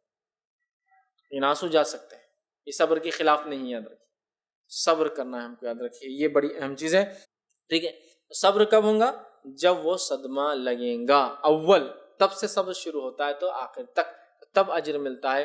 ایک روایت میں کہ صبر کا اجر سوا جنت کے اور کچھ نہیں، صبر کا اجر سوا جنت کے اور کچھ نہیں ہے. تو تب ملے گا جب شروع سے آپ صبر کریں. اب ایک سوال، کیا ہم پر کوئی مصیبت آئی تو کیا ہم دعا کر سکتے ہیں اس کو ہٹانے کے لیے؟ کیا یہ بھی صبر کے خلاف ہے؟ دیکھو مصیبت آئی تو مصیبت تو ہمارے لیے آزمائش ہے، اور آزمائش ہمارے لیے گناہ کے معاف ہونے کا سبب ہے، وجہ ہے. تو کیا ہم دعا کریں اس کے خلاف کہ اللہ مصیبت کو ہٹا دے؟ تو ہاں، آزمائش اللہ دیتا ہے، لیکن ان آزمائشوں میں اللہ سے دعا کرنا کہ اللہ اس کو ہٹا دے، یہ عبادت ہے. یونس علیہ السلام مچھلی کے پیٹ میں ہیں، اللہ سے دعا کرے مصیبت کو ہٹا دے، وہ ان کے صبر کا امتحان ہے، لیکن اس کو ہٹانے کی دعا کر رہے، عبادت ہے. نبی اکرم صلی اللہ علیہ وسلم کافر تکلیف دے رہے ہیں، آپ دعا کر رہے ہیں کوئی راستہ نکال، اللہ نے ہجرت کا راستہ نکالا. تو کسی صبر اور مصیبت کے وقت جب آپ صبر کرتے ہیں، اس مصیبت کو ہٹانے کے لیے آپ بالکل دعا کر سکتے ہیں اللہ سے. ایسا نہ ہو کہ آپ سمجھے نہیں دعا بھی نہیں کرنا اس لیے کہ صبر آزمائش ہے اور آزمائش سے گناہ معاف ہوتے ہیں، لہٰذا مصیبت تو کنٹینیو رہنے دو. نہیں، مصیبت جب آئے جس پر آپ صبر کرتے ہیں تو اس مصیبت کو ہٹانے کے لیے اللہ سے دعا کرنا یہ عین عبادت ہے. انبیاء کا طریقہ یہی رہا، مصیبتیں آئی، صبر کیا اور اس کو ہٹانے کے لیے دعائیں بھی کی.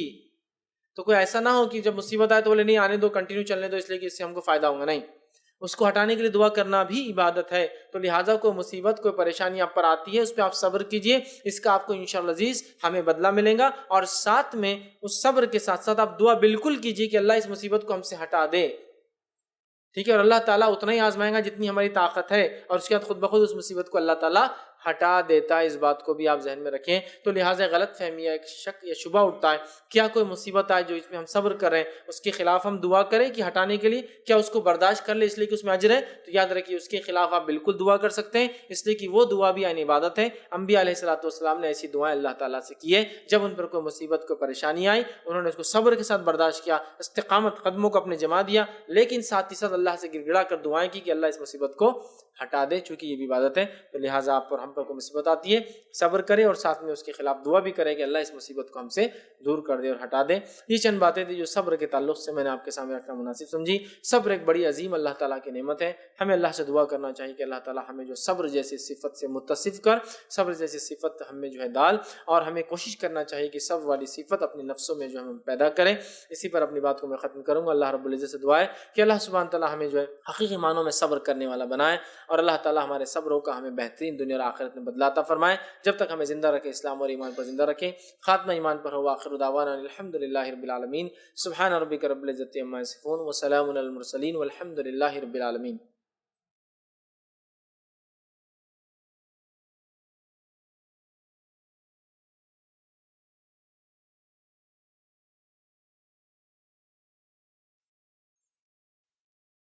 بسم اللہ الرحمن الرحیم۔ الحمد للہ رب العالمین والصلاة والسلام علی خاتم النبیین والمرسلین۔ رب اشرح لی صدری ویسر لی امری واحلل عقدۃ من لسانی یفقہوا قولی، اما بعد۔ السلام علیکم شیخ، ہمارا سوال یہ ہے کہ جو آپ نے جو ایوب علیہ السلام کا جو واقعہ بیان کیا ہے، تو اس کے اندر ایک چیز یہ چیز زیادہ چلتی ہے کہ لوگ یہ کہتے ہیں کہ ایوب علیہ السلام کو جو اللہ نے جب بیماری کے اندر آزمایا تھا تو ان کی جسم پر جو بیماری کی وجہ سے جو کیڑے ہوئے تھے، ان کو اللہ نے جو بیماری کے اندر مختلف بیماری کے اندر آزمایا تھا تو بیماری کے اندر ان کو کیڑے ہو چکے تھے ان کے جسم کے اندر، اور وہ جب کیڑے زمین پر گرتے تھے تو وہ کیڑوں کو اٹھا کر اپنے جسم پر ڈالتے اور کہتے کہ اللہ نے تمہارا رزق اس جگہ پر لکھا ہے۔ کیا شیخ یہ واقعہ قرآن حدیث سے ثابت ہے؟ بھائی نے ایک سوال کیا کہ جو ہے ایوب علیہ السلام کے تعلق سے کہ ایوب علیہ السلام جب بیمار ہو گئے تو بہت سارے لوگ یہ واقعہ بیان کرتے ہیں کہ جس میں کیڑے پڑ گئے، پھر وہ کیڑے نکل کے نیچے گر جاتے تو اٹھا کر ڈال دیتے اور کہتے کہ اللہ نے تمہارے اس میں لکھا ہے۔ دیکھیے ایوب علیہ السلام کے تعلق سے اکثر جو واقعہ ملتا ہے اس کی جو تفصیلات ہے وہ اسرائیلیات سے ملتی ہیں۔ اسرائیلیات مطلب بائبل کے اندر، بائبل کے اندر ایک پوری کتاب ہے دا بک آف جاب، ٹھیک ہے، ایوب کی کتاب۔ اس کتاب کے اندر بڑا تفصیلی واقعہ ہے کہ شیطان آیا، ایوب کو خوشحال دیکھا تو اللہ تعالیٰ نے جو ہے فرشتوں میں تعریف کی، تو شیطان وہاں پہنچ گیا اور بولا اللہ تم کیا تعریف کر رہے ہو، ایوب کی اتنی نعمتیں تم نے دے رکھی ہے ایوب کو، تو وہ تو شکر گزار بندہ ہوں گا ہی۔ پھر وہ شیطان کو اللہ نے اجازت دی جا تم کو کیا کرنا ہے کرو، پھر شیطان آیا ایوب علیہ السلام کو چھو لیا۔ ویسے قرآن نے بھی کہا شیطان نے چھوا، لیکن وہاں بہت تفصیل میں واقعہ آتا ہے، ہو سکتا کچھ باتیں صحیح ہو سکتا نہ بھی، واللہ عالم۔ پھر اس کے بعد وہ بیمار پڑ گئے، بیمار پڑنے کے بعد شیطان روز ان کی زیارت کو آتا، دیکھتا کہ ہاں بچے مر گئے، فلاں فلاں ہو گئے۔ بچوں کی تعداد وغیرہ بھی سب اسرائیلیات میں ملتی ہے، اتنی زمین تھی، اتنی بچیاں تھے، اتنے بکرے تھے، مطلب جانور تھے، اور اتنے سال بیمار رہے۔ پھر ان کی بیوی تھی، وہ بیوی ان کے ساتھ رہتی تھی، یہ تو ہے، لیکن اس واقعے میں شرک کے تذکرے بھی، ان کی بیوی شرک کرتی تھی، ٹھیک ہے، اس کو خیال آیا، وہ سب ہم نہیں مانتے، ٹھیک ہے، جبکہ اس طرح سے نہیں ہوں گا کہ ایوب علیہ السلام نے کبھی اجازت دی ہو، لیکن کچھ باتیں لگتی ہے لینے میں کوئی حرج نہیں، جیسے کہ 100 بیٹے تھے، ٹھیک ہے، مسئلہ اتنی بکریاں تھیں، کوئی مسئلہ نہیں، بڑے خوشحال تھے، تو اکثر اسی سے لیا جاتا ہے۔ انہی واقعات میں ایسے واقعات بھی آتے ہیں جو آپ نے کہا، یہ قرآن حدیث میں کبھی نہیں ملتا کیڑے تھے، کیڑے گر جاتے تھے اٹھا کے ڈالتے تھے۔ انہی واقعات میں کہ ایوب علیہ السلام کا صبر اتنا زیادہ تھا کہ وہ جو کیڑے گرتے تھے اٹھا کے ڈال دیتے، لیکن اس کی کوئی قرآنی یا سنت میں کوئی دلیل نہیں ہے کہ ایسا ہوتا تھا، ٹھیک ہے، اور ایک غیر فطری چیز بھی نظر آتی ہے، یہ فطری چیز بھی نہیں ہے، ٹھیک ہے، کہ کوئی انسان کیڑوں کو گرنے کے بعد جو کہ نقصان دہ چیز ہے اس کو اپنے جسم پر پھر ڈالے، جبکہ زر کو، نقصان کو اپنے جسم سے دور کرنا ضروری ہے۔ میں نے کہا نا آزمائش اللہ کی طرف سے آتی ہے، لیکن آئے تو اس کے خلاف دعا کرنا بھی ہمارے لیے عبادت ہے، کیوں کو اٹھا کے ڈالیں گا بہرحال، لیکن یہ کوئی قرآن میں بھی نہیں ہے، سنت میں بھی نہیں ہے، یہ اسرائیلی واقعات کے اندر یہ ایسی ساری بہت ساری اور بھی تفصیلات موجود ہیں، لہٰذا میں کہوں گا ایسے واقعات کو بیان کرنے سے اجتناب کرنا بہتر ہے، ورنہ کوئی شخص اپنے نفس سے ظلم کر لیں گا ایسے واقعات کو سن کر، ایسا نقصان ہو رہا کوئی چیز سے بولیں گے نہیں چبنے دو، اور اس لیے کہ ایوب علیہ السلام کیڑے ڈالتے تو میں کو چبنے دو، یہ چیز زر کو اپنے نفس سے دور کرنا ہے، کیڑے زر ہیں جو دکھ رہے ہیں، لیکن ایسا بیمار ہو گیا، انفیکشن ہو گیا، ٹھیک ہے، مطلب جس کو مائکرو آرگینزم سے جو جسم میں ہوتے بیماری ڈال دیتے، وائرس سے فقط، تو کیا ہم اس کے خلاف دوا نہیں کھائیں گے تاکہ وہ ختم ہو جائے، تاکہ ہم شفایاب ہو؟ حالانکہ مصیبت ہے، صبر بھی کریں گے لیکن دوا بھی کھائیں گے، دعا بھی کریں گے نا۔ تو بہرحال ایسے واقعات قرآن میں تو نہیں ملتے، احادیث میں بھی نہیں ہیں، اسرائیلی واقعات بہرحال اور یہ واقعہ کیڑوں کا خاص طور سے لگتا ہے کہ زر دینے نقصان دینے والی چیز کو نفس سے دور کرنے کی اجازت ہے، ہم کو حکم ہے بلکہ سنت ہے یہ، تو واپس ڈالنا یہ بہرحال درست سمجھ میں تو نہیں آ رہا، واللہ والا ہم نہیں جانتے یہ پچھلے زمانے کا واقعہ ہے اور انبیاؤں کے واقعات ہیں، ہم نہیں جانتے، لیکن یہ قرآن حدیث سے موجود نہیں ہے، یہ اسرائیلیات کے اندر ایسی باتیں بہرحال روایت کی گئی ہیں۔ السلام علیکم شیخ، میرا سوال یہ ہے کہ عصر اور مغرب کے بیچ میں پڑھائی کر سکتے ہیں جو اپن یعنی جو دنیاوی جو یعنی کتابیں پڑھ رہا ہے ابھی M.Com جو چل رہا ہے اس کی جو بولتے، اور دوسرا یہ کہ اس میں صرف میں نے پوچھا آگے والے سے تو انہوں نے بولے کہ دینی پڑھائی کر سکتے ہیں دنیاوی نہیں کر سکتے۔ بھائی نے سوال کیا عصر اور مغرب کے بیچ میں ہم پڑھ سکتے ہیں؟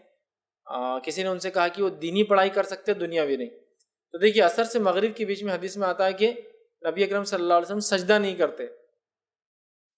کرتے مطلب کوئی نماز نہیں پڑھتے، ٹھیک ہے، اس تعلق سے بات آتی ہے، لیکن یہ عمومی بات ہے کہ نبی اکرم صلی اللہ علیہ وسلم عصر اور مغرب کے بیچ میں نماز نہیں پڑھتے، لیکن خصوصی عمل یہ آتا ہے کہ ماں عائشہ فرماتی کہ اللہ کے رسول صلی اللہ علیہ وسلم عصر کے بعد بھی نماز پڑھتے 2 رکعت، لیکن یہ نماز چھپ کر پڑھتے تاکہ امت پڑھنا نہ شروع کر دے، ان کو یہ ظلم اور بار ہو جائیں گا، امت کو مشقت نہ ہو بول کر آپ عصر کے بعد بھی نماز پڑھتے روایتوں میں آتا ہے، لیکن سامنے نہیں پڑھتے تھے تاکہ امت پر بار نہ ہو۔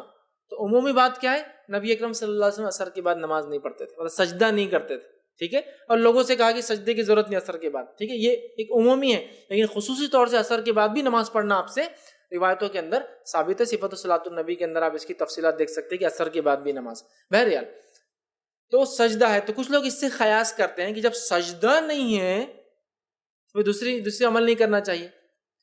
اب اگر وہ بولے دینی پڑھائی کر سکتے ہیں تو اس کی دلیل ان کو دینا پڑیں گی، اور کہ دنیاوی پڑھائی نہیں کر سکتے تو اس کی بھی دلیل دینا پڑیں گی، جو کسی چیز کو اجازت دے جا رہی ہے اور کسی چیز کو روکا جا رہا ہے، اور ایک چیز جائز ٹھہرائی جا رہی ہے اور ایک چیز کو ناجائز ٹھہرایا جا رہا ہے۔ تو سوال یہ ہے کہ اگر دینی پڑھائی کر سکتے دنیاوی نہیں، تو اب جس کو دینی پڑھائی نہیں کرنا ہے تو اس نے عصر سے مغرب کیا کرنا؟ خالی رہنا، بولتے سونا بھی نہیں، عصر سے مغرب نحوست آتی تو سونا بھی نہیں، خالی رہنا، تو مطلب عصر سے مغرب بزنس کیا جا سکتا ہے، عصر سے مغرب نوکری کی جا سکتی ہے، عصر سے مغرب کھیل کود کیا جا سکتا ہے، صرف نہیں کرنا ہے تو کیا ہے؟ پڑھائی نہیں کرنا، دینی کر سکتے لیکن دنیا میں نہیں۔ تو اس کا پیچھے لاجک مجھے کچھ سمجھ میں نہیں آ رہا۔ سجدے کی کیوں ممانعت ہے اس کے تعلق سے بھی علماء حکمت لکھتے ہیں۔ فجر کے طلوع سورج ہونے سے لے کر پورا ہونے تک، اور عصر کے بعد سورج غروب ہوتا ہے تو پورا غروب ہونے تک آپ سے منع کیا۔ اس کی وجہ یہ ہے کہ یہ 2 موقعوں پر شیطان جو ہے سورج کے سامنے آ کے کھڑا ہو جاتا ہے، ٹھیک، اور حدیث میں الفاظ ہے وہ کمر پہ ہاتھ رکھ کے ایسا کھڑا ہوتا ہے، ٹھیک، اور جب لوگ اگر یہ ٹائم پر سجدہ کرتے ہیں، اور یہ ٹائم پہ کون سجدہ کرتے ہیں معلوم آپ کو؟ جو سورج کی عبادت کرتے ہیں، جب سورج نکلتا ہے وہ سجدہ کرتے ہیں، جب سورج ڈوبتا ہے کرتے ہیں، تو شیطان آگے کھڑا ہو کر اس کو خوشی محسوس ہوتی کہ خوش فہمی ہوتی ہے اس کو کہ میرے کو سجدہ کر رہا ہے۔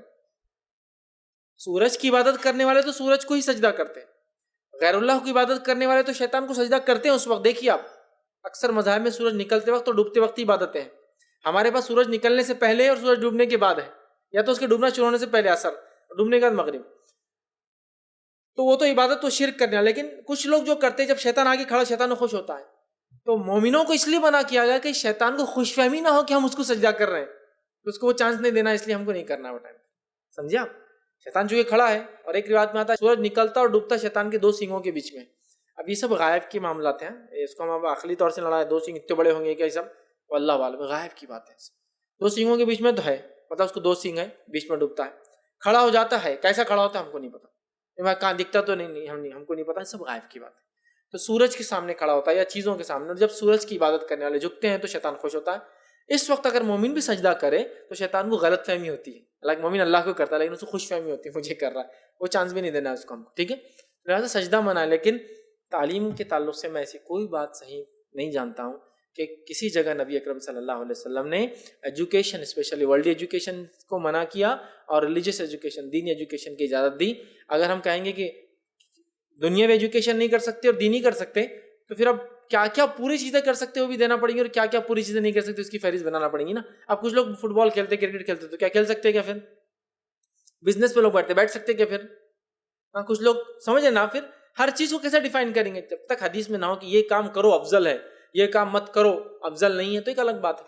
لہٰذا میں کہوں گا آپ علم حاصل کر سکتے چونکہ کوئی ممانعت ثابت نہیں ہو رہی، اور ہم نے دیکھا صحابہ تابعین تابع تابعین علم حاصل کرنے لینے دینے میں کبھی انہوں نے وقت اور سمے کا کچھ نہیں لگا کہ اب یہ علم حاصل کرنے کا وقت نہیں ہے، ہاں یہ بہت صحیح وقت ہے علم حاصل، کبھی نہیں۔ جہاں موقع ملتا جب ملتا حدیث بیان کی جاتی سنا کرتے، علم بیان کی جاتی سنا کرتے، حق بات بیان کی جاتی سنا کرتے. میں ایسی کوئی ممانعت نہیں جانتا ہوں کہ دنیاوی علم منائے اور دینی علم حاصل کیا جا سکتا ہے. یہ بات ہے کہ سجدے کے تعلق سے، اور اس کی تفصیلات بھی بہرحال میں نے آپ کے سامنے رکھ دی ہیں. السلام علیکم جی. یہ جو فجر کی نماز ہو رہی ہے آج کل، تو یہ اتنی لیٹ ہو رہی ہے کہ جیسا نماز پڑھ کے جب باہر نکلتے تو یہ شک پیدا ہوتا کہ بھئی ابھی نماز ہوئی ہوں گی یا نہیں ہوں گی، کیونکہ اجالا اتنا زیادہ ہو جاتا کہ اس میں تھوڑا سا شک باقی رہتا کہ بھئی نماز ہوگی. تو اکثر مساجد میں وقت جو ہے تو اتنے لیٹ رہتے ہیں اس کے اندر کہ اس میں تھوڑا شک محسوس ہوتا. تو اس میں کیا کرنا چاہیے اس کے واسطے؟ بھائی نے ایک سوال کیا کہ اکثر مسجدوں میں فجر کی نماز اتنی لیٹ ہوتی ہے کہ ڈر ہوتا ہے کہ سورج نکل تو نہیں گیا یا نکل رہا ہے. دیکھیے اکثر مسجدوں میں جانتا ہوں فجر کی نماز ہندوستان میں لیٹ ہوتی ہے، لیکن وہ اتنی بھی لیٹ نہیں ہوتی کہ فجر کا وقت ہو جائے، اور فجر سے پہلے ہوتی ہے. اور فجر کا وقت ختم جب ہوتا ہے جب سورج نکلنا شروع ہو جاتا ہے، تو سورج نکلنے سے پہلے بھی کچھ روشنی پھیلنا شروع ہو جاتی ہے، ٹھیک ہے، جو کہ ابھی سورج نکلا نہیں ہے. اسی طرح سورج غروب ہونے کے بعد بھی کچھ دیر تک روشنی باقی رہتی ہے، حالانکہ سورج پورا غروب ہو چکا ہوتا ہے. تو لہٰذا وہ روشنی ہوتی ہے جس روشنی کے اندر، ٹھیک ہے، لگتا تو ہے روشنی لیکن ابھی سورج نکلنا شروع نہیں ہوا. ہاں لوگ کرتے 15 منٹ پہلے، 10 منٹ پہلے، 12 منٹ پہلے، 20 منٹ پہلے جماعت کھڑی ہوتی ہے. ہونا تو یہ چاہیے کہ فجر کی نماز بھی اول وقت ہونا چاہیے، جس طرح سے رمضان کے مہینے میں سب سے اول وقت ہوتی ہے. ادھر سحر ختم ہوئی، ادھر اذان ہوئی، اور 5 منٹ بعد ماشاءاللہ جماعت کھڑی ہو گئی. تو ویسے ہی ہونا چاہیے، لیکن ویسا ہوتا نہیں. لیکن جو لیٹ ہوتی ہے وہ فجر کے شروع مطلب وقت ختم ہونے کے بعد تو میں نہیں سمجھتا کہیں بھی ہوتی ہے، اس سے پہلے ہی ہوتی ہے. لیکن چونکہ سورج نکلنے سے پہلے روشنی ہو جاتی ہے تو وہ روشنی نظر آتی ہے. تو کوشش تو ہماری یہ ہو کہ فجر کو اول وقت میں پڑھے. نبی اکرم صلی اللہ علیہ وسلم نمازوں کو اول وقت پڑھتے، فجر کو، ظہر کو سوائے گرمیوں کے دنوں میں، عصر کو اول وقت میں، مغرب کو اول وقت میں، اور عشاء کو تاخیر سے. تو آپ 3 نمازوں کو ہمیشہ اول وقت پڑھتے، فجر، عصر اور مغرب. اور ایک نماز کو، عشاء کو ہمیشہ تاخیر پڑھتے، لیٹ پڑھتے. اور ظہر کی نماز کو سردی کے دنوں میں اول پڑھتے اور گرمی کے دنوں میں آخر پڑھتے، تاکہ چھاؤں آ جائے اور لوگ چھاؤں اور سائے کے اندر پڑھے. تو افضل یہ ہے کہ سردی کے دنوں میں اول پڑھنا چاہیے ظہر، اور گرمیوں میں لیٹ کرنا چاہیے. چونکہ نبی اکرم صلی اللہ علیہ وسلم گرمیوں کے دنوں میں آتا، صحابہ پوچھتے کہ ہم ظہر کے لیے کھڑے ہو، آپ کہتے ابھی ٹھہرے رہو. پھر پوچھتے کہ ہم پڑھے، آپ کہتے ابھی ٹھہرے رہو. کہ ہم پڑھے، جب سایہ آ جاتا لمبا کہ مسجد میں دھوپ نہ ہے تب آپ کھڑے ہوتے تھے. تو پتہ چلا گرمی میں جب زیادہ ہوتی تھی تو ظہر لیٹ پڑھتے تھے، لیکن عام دنوں میں وہ بھی زیادہ جلدی پڑھتے تھے اول وقت میں. تو لہٰذا کوشش کرنا چاہیے ہر نماز کو اول وقت میں پڑھیں. لیکن بہرحال وہاں پر جو ہوتی ہے جو لیٹ، وہ جو ہے وقت ختم ہونے کے بعد بالکل نہیں ہوتی ہے، وقت کے اندر ہوتی ہے. اور آج کل تو موبائل ڈیوائسز اتنے عام ہیں، اینڈرائڈ کے اندر اپلیکیشن سے آپ جسٹ ڈالیے آخر وقت کیا ہے، وہ جو طلوع آفتاب لکھا ہوا ہوتا ہے نا، سن رائز وہ آخری وقت ہے فجر کا، یاد رکھیے. یا عام طور سے اس میں لکھا ہوتا ہے اشراق، شروق، ٹھیک. تو اشراق جو ہوتی ہے وہ 20 منٹ ہو جاتا ہے، اس میں 20 سے 25 منٹ سورج نکلنے کے بعد. اگر نہیں ہے تو اس سے آپ اندازہ لگا لیں کہ 20-25 منٹ ہوتا ہے عموماً، لیکن ملکوں کے اعتبار سے کبھی کبھی 25 منٹ بڑھتا بھی اور کم بھی ہوتا ہے. لیکن سن رائز ہوتا ہے، سن سیٹ مغرب کا ٹائم شروع ہوگا، سن رائز فجر کا ٹائم ختم ہوگا. تو اس سے پہلے اگر ہو رہی ہے لیکن روشنی نکل جاتی تو بہرحال نماز تو درست ہے، لیکن وہ لیٹ پڑھ رہے ہیں. کوشش کرنا چاہیے کہ ہم نماز کو فجر کی جلدی پڑھیں اور دیگر نمازوں کو بھی جلدی پڑھیں. اللہ کے رسول صلی اللہ علیہ وسلم کے طریقے سے ہم کو جو ہے تو یہ بات بتائیں کہ آپ صلی اللہ علیہ وسلم اگر سے کسی بچی کا نکاح کرنا ہو یا اس کا پیغام جوڑنا ہو تو وہ طریقہ ہم کو قرآن اور حدیث کی روشنی سے بتائیے. بھائی نے سوال کیا کہ قرآن حدیث کی روشنی سے رشتہ جوڑنے کا کیا طریقہ ہے. تو دیکھیے طریقہ یہ تھا، صحابہ کے زمانے میں ہوتا یہ تھا کہ لوگ جاتے، لڑکے والے یا کبھی لڑکی والے، دونوں ہوتا تھا. ابھی یہ زمانے میں تو صرف لڑکے والے ہی جاتے، لیکن اس زمانے میں لڑکی والے بھی جایا کرتے. بہتر لگا لڑکا تو اپنا رشتہ دیتے، لڑکے والے کو لڑکی بہتر لگی تو اپنا رشتہ بھیجتے. رشتے دینداری کی بنیاد پہ عموماً دیے جاتے تھے، اور شادیاں بالکل سادی ہوتی تھی. رشتہ بھیجنے کے بعد لڑکی کو دکھایا جاتا تھا. عمومی اعتبار سے اس کے لیے کوئی رسم یا کوئی ڈے یا ایسا فکس نہیں ہوتا تھا. ایسا بھی کبھی دیکھا گیا کہ لڑکا اکیلا چلا گیا اور لڑکی پسند کر لی اور پھر نکاح کر لیا. ایسا بھی دیکھا گیا کہ وہ جو اپنے کچھ رشتہ داروں کے ساتھ گیا، اندر گیا، لڑکی کو دیکھا، گھر میں جا کر آیا. چونکہ گھر بڑے نہیں تھے، ایک ایک روم کے گھر تھے. کچھ صحابہ کے تو ایک روم، کچھ کے ایسے تھے کہ دروازہ بھی لگانے کی طاقت نہیں تو پردہ تھا. کچھ کے ایسے تھے پردہ بھی نہیں تھا، عورتیں ہمیشہ بیچاری بازو رہتی تھی چونکہ پردہ لگانے کی طاقت نہیں تھی.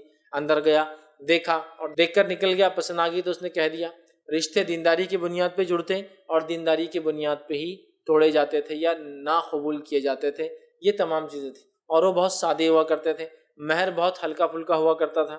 نبی اکرم صلی اللہ علیہ وسلم کے پاس ایک خاتون آئی، چونکہ اس کا کوئی ولی نہیں تھا، وہ ایمان لا چکی تھی. اور کافر مومن کا ولی نہیں ہوتا. اس نے کہا اللہ کے رسول صلی اللہ علیہ وسلم آپ مجھے اپنے نکاح میں لے لیں. نبی اکرم صلی اللہ علیہ وسلم نے اس کو دیکھا اور چہرہ پھیر لیا, کہا میں ضرورت محسوس نہیں کرتا ہوں. اس سے پتہ چلا لڑکی شادی سے پہلے انسان دیکھ لے. نبی اکرم صلی اللہ علیہ وسلم حدیث میں آتا مجھے, روایت میں خاتون فرماتی مجھے پورا دیکھا, پھر کہا میں ضرورت محسوس نہیں کرتا ہوں. اسی طرح ایک صحابیہ نے کہا میں نے ایک رشتہ طے کر دیا. کہا کس سے؟ تو کہا انصار. یہ تھے مہاجر, یہ تھی انصار عورت. تو کہا انصار کی عورت کو تو نے دیکھا؟ تو کہا نہیں میں نے دیکھا نہیں. تو کہا دیکھ لو, انصار کی کچھ عورتوں کی آنکھوں میں ایک نقص ہوتا تھا, یا ان کی آنکھیں ڈھلتی بھی ہوتی تھی, نقص نہیں ڈھلتی بھی ہوتی تھی, لیکن ایک قوم کی وہ پہچان ہے, لیکن ہو سکتا ہے دوسرے کو نہ آئے. تو تم دیکھ لو, یہ اچھا ہوتا ہے اور اس سے محبت بھی پیدا ہوتی ہے. ٹھیک ہے, تو دیکھنے کا حکم دیا, دیکھنے کا. اور کہا آنکھوں میں ہوتا ہے تو ظاہر سی بات ہے جب دیکھ رہا آدمی تو غور سے دیکھ سکتا ہے, چونکہ آنکھوں کے الفاظ اس میں آنکھوں میں نقص ہوتا ہے, ظاہر سی بات آدمی دیکھیں گا تبھی تو ہوں گا. بہرحال لڑکا لڑکی کو دیکھتا اور لڑکی بھی لڑکے کو دیکھتی, اس کے لیے کوئی 2 سیشن نہیں ہوتے ہیں. بہت سارے لوگ پوچھتے ہیں کہ لڑکے کو تو حکم ہے لڑکی کو دیکھے, لڑکی کب دیکھے؟ تو جب لڑکا دیکھنے آتا تبھی لڑکی دیکھے نا. اب 2 سیشن کیسے لیں گے, لڑکے کے دیکھنے کا لڑکی کے دیکھنے کا؟ تو صحابی جایا کرتے تھے, دیکھا کرتے تھے, پسند آیا تو کرتے تھے. جن صحابہ, بہت سارے صحابہ جو مرد ہوتے, بالغ ہوتے, تو ظاہر سے کوئی ذمہ دار ہوتا, کبھی نہیں ہوتا, والدین دور ہوتے, خود کے رشتے بھی بھیجا کرتے تھے. بڑے صحابی کبھی کبھار وسیلہ بن کے دوسروں کے لے جاتے کہ اس کا رشتہ میں لے کر آیا ہوں. غلاموں کی شادیاں صحابہ کوشش کرتے تھے کہ ان کی شادیاں ہو جائے دوسرے غلاموں سے, اپنے پیسے اپنے مہر کے اس پہ کرتے تھے. مہر اتنا ہلکا پھلکا ہوتا ہے کہ ایک روایت میں آتا ہے کہ جب اس عورت کو آپ نے دیکھا اور کہا میں ضرورت محسوس نہیں کرتا ہوں, ایک صحابی اٹھے مجمع میں سے, کہا میں ضرورت محسوس کرتا ہوں, مجھے دے دیجیے اس عورت کو نکاح میں.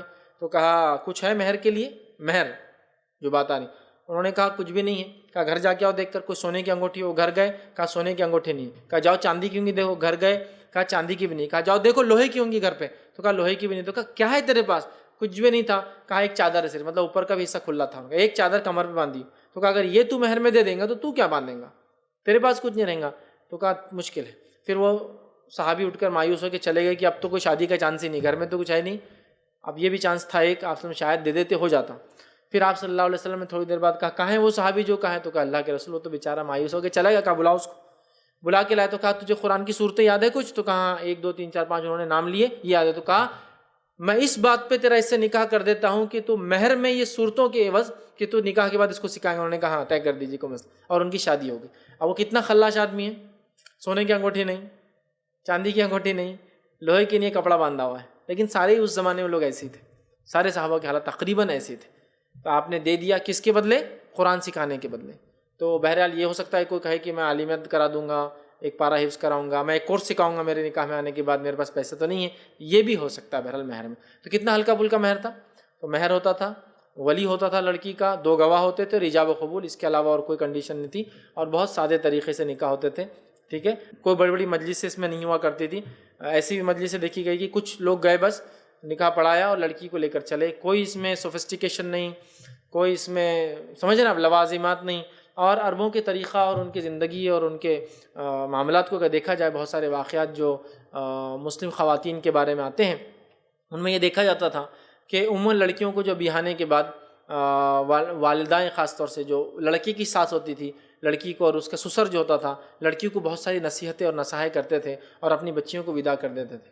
یہ بھی دیکھا گیا کہ بہت ساری بار وہ زیادہ ان کی زندگی میں مداخلت کرتے بھی نہیں تھے, مطلب بہت زیادہ بیٹی کے تعلق سے, بیٹے صبح کا ناشتہ تو ہوا نا, بڑے دوپہر کھانا ملا گیا, بڑے شام میں دے رہے نا تم کو, بڑے فون برابر چل رہا نا, بڑے کپڑے برابر سل رہے نا, اتنا تفصیلات نہیں لیتے تھے. بلکہ ایک واقعہ تو میں نے پڑھا ہے, مطلب یہ کافی بات کے دور کا واقعہ ہے کہ ساسیں جو ہوتی تھی مطلب لڑکے کے لیے یہ پوچھ کر جایا کرتی تھی اپنے داماد سے کہ میں آؤں کیا گھر پر, تاکہ میرے آنے سے کہ تمہیں خلا نہ لگے کہ میری بیٹی کو میں نے بہکا دی. سمجھے آپ؟ تو اتنا ساری چیزیں بہرحال ہم نے دیکھی. تو بہت سادے ہوتے تھے, رشتے کو دونوں کا ایک پاکیزہ رشتہ مانا جاتا جس میں وہ ایک زندگی گزارتے اور ایک نئی نسل کو پروان چڑھاتے. یہی معاملہ ادھر بھی تھا, مطلب لڑکے والوں کی طرف, کہ لڑکا عموماً شادی کے بعد الگ ہو جایا کرتا تھا اور الگ زندگی گزارتا تھا. چونکہ آج جتنے فتنے ہمارے ماحول میں 50% فتنے صرف ساس اور بہو کے رہنے سے ہوتے ہیں, تو وہ الگ ہو جایا کرتا تھا. اس کا حق ہے, اس کا حق ہے, رائٹ. تو وہ الگ ہو جایا کرتے تھے. جیسا کہ صحابی رہ رہے, شادی ہو گئی, عبداللہ ہے اپنے والد عمر کے ساتھ, عبداللہ کی شادی ہوگی, عبداللہ الگ رہتے, عمر الگ رہتے. ٹھیک ہے, عبداللہ نے دوسرا نہیں کہا, عبداللہ کا ایک اور گھر ہے, عبداللہ یہ گھر اور اپنے والد کے پاس بھی جاتے ہیں. تو یہ سارے سسٹم بہرحال ہوا کرتے ہیں. تو ان کو زندگی جینے کے طریقے پتہ تھے, ان کی شادیاں ان کے لیے خوشی لاتی تھی.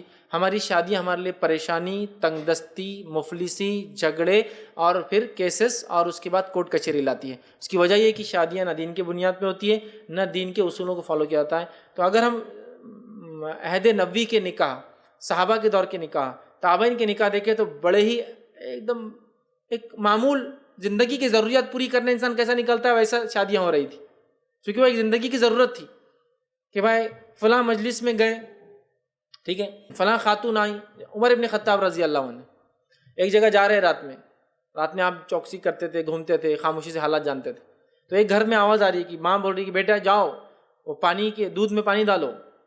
تو بیٹی نے کہا کہ کیا تم نے نہیں سنا امیر المومنین نے منع کیا ہے کہ پانی نہیں ڈالنا دودھ کے اندر؟ تو کہا یہاں امیر المومنین کہاں دیکھ رہے تم کو، یہاں ہی کیا ہو؟ تو کہا امیر المومنین تو نہیں دیکھ رہے، ان کا رب تو دیکھ رہا ہے نا یہاں بھی. تو عمر ابن خطاب گھر گئے، بیوی سے جا کے کہا جا کے دیکھ کیا ہوا، وہ لڑکی کا نکاح ہوا ہے، کیا کیا مسئلہ ہے. بیوی جا کے دیکھے، کہا مطلقہ ہے، یا ایک اس میں آتا بیوہ ہے. تو کہا ٹھیک ہے، اپنے چاروں بیٹوں کو بلائے، کس کو شادی کی ضرورت ہے، شادی شدہ تھے پہلے سے. پھر پوچھ رہے شادی کی ضرورت ہے، تو ایک نے کہا میرے کو ضرورت ہے. تو کہا تم شادی کر لو چلو. اتنے سمپل تھے شادی. مطلب شام میں دیکھ کے لڑکی کی دینداری سمجھ میں آ گئی نا. دوسرے دن چیک کرنے لگا ہے، معاملہ طے ہو گیا کہ لڑکی جو مطلقہ ہے، بیوہ ہے، مطلب نکاح کے لیے اویلیبل ہے. بلایا بیٹوں کو کس نے، تو ایک نے کہا مجھے ضرورت ہے. کہا تم کر لو چل جاؤ. ایسے بھی ہوتے تھے. آج بھی ہو سکتے کہ باپ نکلے گھر سے باہر اور کوئی اچھی لڑکی دکھ جائے یا اس کو معلومات ہو، پھر وہ کہے کہ ایسا ایسا بچے بیٹے دیکھو ایک لڑکی اچھی ہم نے دیکھے فلاں، آپ چاہے تو بہرحال آپ طے کر سکتے ہیں، وہ کر دیں. ہو گیا اس دن نکاح. ہمارے پاس تو نکاح بولے تو ایسا ہوتا ہے کہ کالے بال سے سفید بال ہوتے جب اس کی شادی ہوتی. مطلب جب جوان تھا تب سے رشتے طے ہو رہے اور ڈھونڈا جا رہا، تو جب پورے بال سفید ہو گئے تو تب شادی اللہ اللہ بول کے سمجھو کچھ تو بھی ہو جا رہی. اور اس کے بعد بھی ہوتے ہی اچھا چل رہا، مطلب ٹوٹیں گا کب، ہو تو گیا ٹھیک ہے، لیکن بریک اپ کب ہے، سب اچھا چل رہا اچھا چل رہا اچھا چل رہا. مطلب برا کیا ہے وہ تو بولو ہم کو کچھ. اس زمانے میں ساز بھی جاتی تو پوچھ کر جاتی، کیونکہ یہ ساز بھی ادھر دخل نہیں دیتی تو وہ ساز بھی دخل نہیں دیتی. بتانا چاہ رہا تھا میں آپ کو، سمجھے آپ. لڑکی کی ماں بھی پوچھ کر آتی تھی، اس لیے کہ ادھر سے بھی اس کو حق ملتے تھے ادھر سے بھی حق ملتے تھے. سمجھے آپ بات. تو بہرحال بہت ساری چیزیں تھیں. وہ سماج بہت سادہ اور سمپل تھا. نکاح ان کے لیے خوشیاں لاتے تھے، نکاح ان کے لیے اولاد کا ذریعہ بنتی تھی، نکاح ان کے لیے باعث خیر و برکت تھے، نکاح ان کی زندگیوں کے اکیلے پن کو ختم کر دیتے تھے. ہمارے نکاح ساتھ رہ کر بھی پریشانی، مصیبت، برکت کے بنسبت جو ہے مشکلات پیدا کرنے کی وجہ بن رہے، اس لیے کہ نہ ہمارے نکاح سنت کے مطابق ہے نہ اس کے بعد کے سسٹم سنت کے مطابق ہے. ہم نے اپنے سماج کو، جن لوگوں میں ہم اتنے سالوں سے ہندوستان میں رہے، ان لوگوں کے سماج سے مکمل ڈھال چکے ہیں. حالت یہ ہے کہ لڑکے کو اگر یہ کہا جائے کہ ماں اور بیٹی، مطلب بہو کی اور ماں کی نہیں جم رہی، تو بولتا ہٹ جاؤ، بہو جائیں گی اور مر جائیں گی، مطلب بیوی میری، ماں کو میں نہیں چھوڑوں گا. یہ بھی ظلم ہے اس کے اوپر. یاد رکھیں تو ایک سسٹم ہے پورا مکمل اڈاپٹ کیا ہے، جس میں کبھی کبھار تھوڑا بہت اسلام کا حصہ نظر آتا ہے، جتنا دیندار نظر آتا ہے تھوڑا تھوڑا، پورا نہیں ہے. رسومات کے بغیر شادی ہوتی نہیں ہے، خرافات کے بغیر شادیاں ہوتی نہیں ہیں، بڑوں کی سنے بغیر شادیاں ہوتی نہیں ہیں، منمانی کی بغیر شادیاں ہوتی نہیں ہیں، لوگوں کو لوٹے بغیر ہماری شادیاں ہوتی نہیں ہیں. پھر ہم بولتے خیر و برکت ہماری شادیوں میں کیوں نہیں آتی ہے، کیوں آئیں گی؟ ہو شادی کے بعد حقوق ایک دوسرے کے دیے جاتے نہیں ہیں. ماں کا بہت بڑا مقام ہے، لیکن اس کے مقام کیا، اس ماں کا بھی مقام ہے جو بننے والی کسی کی، اس کو بھی دینا ہے. صرف اپنی ماں کا ہی نہیں دینا ہے ہم کو مقام. یہ میری ماں ہے، میرے بچوں کی ماں نہیں ہے، نہیں اس کا مقام تھوڑی ہے، میری ماں کا مقام ہے. کل یہ بچے بڑے ہو کر تم کو بتاتے لات دے کے کہ میری ماں کا بھی یہ مقام ہے. یہی ہو رہا ہے. تو ماں کا مقام ہے لیکن اتنا بڑا نہیں ہے کہ اس کی وجہ سے آپ ایسی باتیں کریں. فیض حدیث کے اندر ہے، ابراہیم علیہ السلام نے کہا طلاق دے دو بیوی کو، تو اسماعیل علیہ السلام کو دے دی. تو میرے بھائی اسماعیل اللہ کے نبی ہے اور ابراہیم اللہ کے نبی ہے، دونوں کو وہی آتی ہے. وہ میرے باپ جیسے اور آپ کے بیٹے جیسے نہیں ہیں. وہ لوگ دیتے نا، دیکھو ابراہیم علیہ السلام آئے، گھر میں آئے، دیکھے، ناشکری کے الفاظ ادا کری. کس نے؟ ان کی بیوی نے. کہہ دیا چوکھٹ کو بدل دو، لہٰذا ابا کی سننا ضروری ہے. ابا بولے طلاق دے دو، ٹھیک ہے. تو ابا کا ابراہیم علیہ السلام جیسا ہونا ضروری ہے. ہاں یہ اصل ہے. ابا کا اس دینی شعور، وہ لیول، وہ کیلیبر ابراہیم صاحب وہی آ رہی. اور بیٹے کا بھی اسماعیل جیسا ہونا ضروری ہے. یہ خود ہی دنیا بھر کی برائیاں کرتا اپنی بیوی کی، اور بیوی نے کر دی تو بولے چوکھٹ کو بدل دو. بڑے تمہاری برائیاں کر رہی، بڑے ہم کو پانی نہیں پلاتی، تم گئے تو بڑے کپڑوں میں جو ہے بو آ رہی، دھل رہے نہیں برابر کپڑے، اس بیوی کو بدل دو. تو بیوی کا کپڑے دھونے والی ہے، بیوی کا جھاڑو دینے والی ہے، وہ سب بھی کام کریں گی. وہ حدیثوں میں آتا ہے صحابیت یہ کرتی تھی، لیکن ایک طرفہ ہی حقوق ہم مانگ رہے نا، دوسرا دو بھی تو اس کو، اس کا حق دو تو اس سے حق لو اپنے، اس کے حق تو دیے نہیں جاتے ہیں. ٹھیک ہے. تو یہ بہت صحابہ کے اس میں معمول تھا. علی بن ابی طالب رضی اللہ عنہ کا نکاح ہوا, انہوں نے ایک گھر بنا لیا اپنا. گھر میں کچھ نہیں تو آپ صلی اللہ علیہ وسلم نے ان کی ذرا بیچی, ذرا بیچ کر ایک چٹائی بچھانے کے لیے, ایک تکیہ گھاس کا, اور ایک آپ صلی اللہ علیہ وسلم نے انہی کے پیسوں سے خرید کے دیا, ایک جگ اور پانی کا گلاس, اور وہ الگ گھر میں رہنے لگے. سمجھے آپ؟ بس ایسی لائف تھی وہ لوگوں کی, تو خوش تھے وہ. لیکن ہمارا مسئلہ یہ کہ ہم لوگ تہذیب کو, اپنی تہذیب, اپنے کلچر, سنت اور قرآنی احکامات سے اوپر ترجیح دیتے ہیں, جس کے نتیجے میں یہ حال ہے کہ اگر کوئی گھر سے الگ ہوا تو گھر سے الگ ہو گیا, گھر سے الگ, ماں باپ کو چھوڑ دیا. مطلب ہر چیز ہم نے ایسے انٹیکٹ کی ہے خرابی کو, کہ خرابی میں ایک دوسرے کو ہم برا بولتے ہیں, اور نیکی میں کوئی نہیں بولیں گا بہت نیک انسان ہے, ہاں ہوں گا, برائی کو الگ ہو گیا, دیکھو فلاں ہوگا. مطلب جو چیز اسلام کا حصہ ہے اس کو ہم عمل نہیں کریں گے, جو اسلام کا نہیں اس پہ عمل کرنے کے لیے ہم کو مجبور کیا جا رہا ہے. تو بہرحال وہ شادیاں بڑی سادی سمپل ہوتی تھیں. بس میں تو یوں کہوں گا ایک زندگی کا معمول تھا. بس زندگی میں جیسا چیزیں ہوتی چلتے چلتے نکاح بھی ان کے ہو جایا کرتے تھے. کوئی سوفسٹیکیشن نہیں, کوئی اخراجات نظر نہیں آتی مہر کے علاوہ. 4 ہی کنڈیشنز دیکھی جاتی ہیں ان کی شادیوں میں. ولی کا راضی ہونا, لڑکی ہو تو مہر کا ادا کیا جانا, ٹھیک ہے, 2 گواہ ہونا اور ایجاب و قبول, یہ کنڈیشن اور شرائط نکاح کے. اس کے علاوہ تمام جو چیزیں ملتی, خطبہ نکاح فلاں فلاں مسجد میں, یہ سب سنتیں ہیں. نہ بھی ہو تو بہرحال نکاح ہو جاتا ہے. اس بات کو سمجھنے کی ضرورت ہے. تو ہمیں بھی چاہیے اپنے نکاحوں کو سمپل کریں, سادہ کریں, سنت کے مطابق کرنے کی کوشش کریں.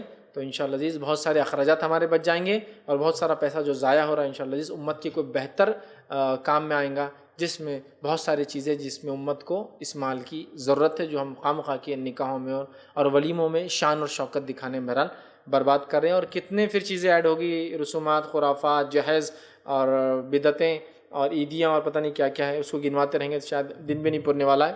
لہٰذا کوشش کریں اپنے نکاح کو ایک دم سمپل, ایک دم سادہ اور ایک عام اعتبار سے کرے. اللہ تعالیٰ آپ دیکھیں گے برکت دیں گا, خیر دیں گا, اور انشاءاللہ عزیز یہ دنیا اور آخرت میں بھلائی کا جو انشاءاللہ باعث ہوں گا. اگر ایسا نہ کیا, سنت کی مخالفت میں کیا, تو پھر نتیجہ دنیا میں ہم بھگت رہے ہیں اس کا, اور لوگ دیکھ رہے ہیں نکاح کے بعد پریشان ہیں. بہت چند لوگ ہیں جو نکاح کے بعد یہ کہتے ہیں خوش ہے, بلکہ نکاح ہوتے سب پوچھتے خوش ہے, تو سب بولتا خوش ہے, تو بولتا 8-10 دن رکو اس کے بعد ملوں گا میں. پھر 8-10 دن بعد مل کے بولتا ابھی بھی خوش ہے, ارے بہت اچھا دکھ رہا تمہارا, 1 مہینے بعد ملتا تم سے میں, 1 مہینے بعد ملے تو خوش ہے, بولتا نہیں ہے نا, ہمیں معلوم تھا ایسا ہونا. اب کیا جھگڑا شروع ہوا, تو بولے وہ اماں کے پاس جا کے رہ گئی, انہیں یہ کر لی, فلاں کر لی. کیوں؟ ادھر کی کمپلین نہیں تھی, ادھر کی کمپلین ہوں گی پوری. ادھر کیا ہوا, آپ کی امی نے کچھ نہیں کرے, اس کو بالکل پھولوں میں رکھے, اس لیے اس کی امی کے پاس چلے گئی وہ. تو یہ ساری چیزیں دیکھنا ہوتی. بہرحال یہ تمام چیزیں سسٹم ہے. ہم نے اپنا, جب ہم شریعت کے مقابلے میں اپنا سسٹم بناتے ہیں تو یہ نقصانات ہم کو بھگتنا ہے, اور ہم بھگتتے رہیں گے. لیکن جب ہم شریعت کے مطابق چل جائیں گے انشاءاللہ جی دنیا بھی خیر ہوں گی اور آخرت بھی انشاءاللہ جی ہماری خیر ہوں گی. تو اس طرح کے سادے اور سیدھے اور اتنے آسان نکاح اس زمانے میں ہوا کرتے تھے. انشاءاللہ جی ہم اپنی بات کو یہیں ختم کریں گے. وآخر دعوانا الحمدللہ رب العالمین. سبحان ربک رب العزۃ عما یصفون وسلام علی المرسلین والحمد للہ رب العالمین.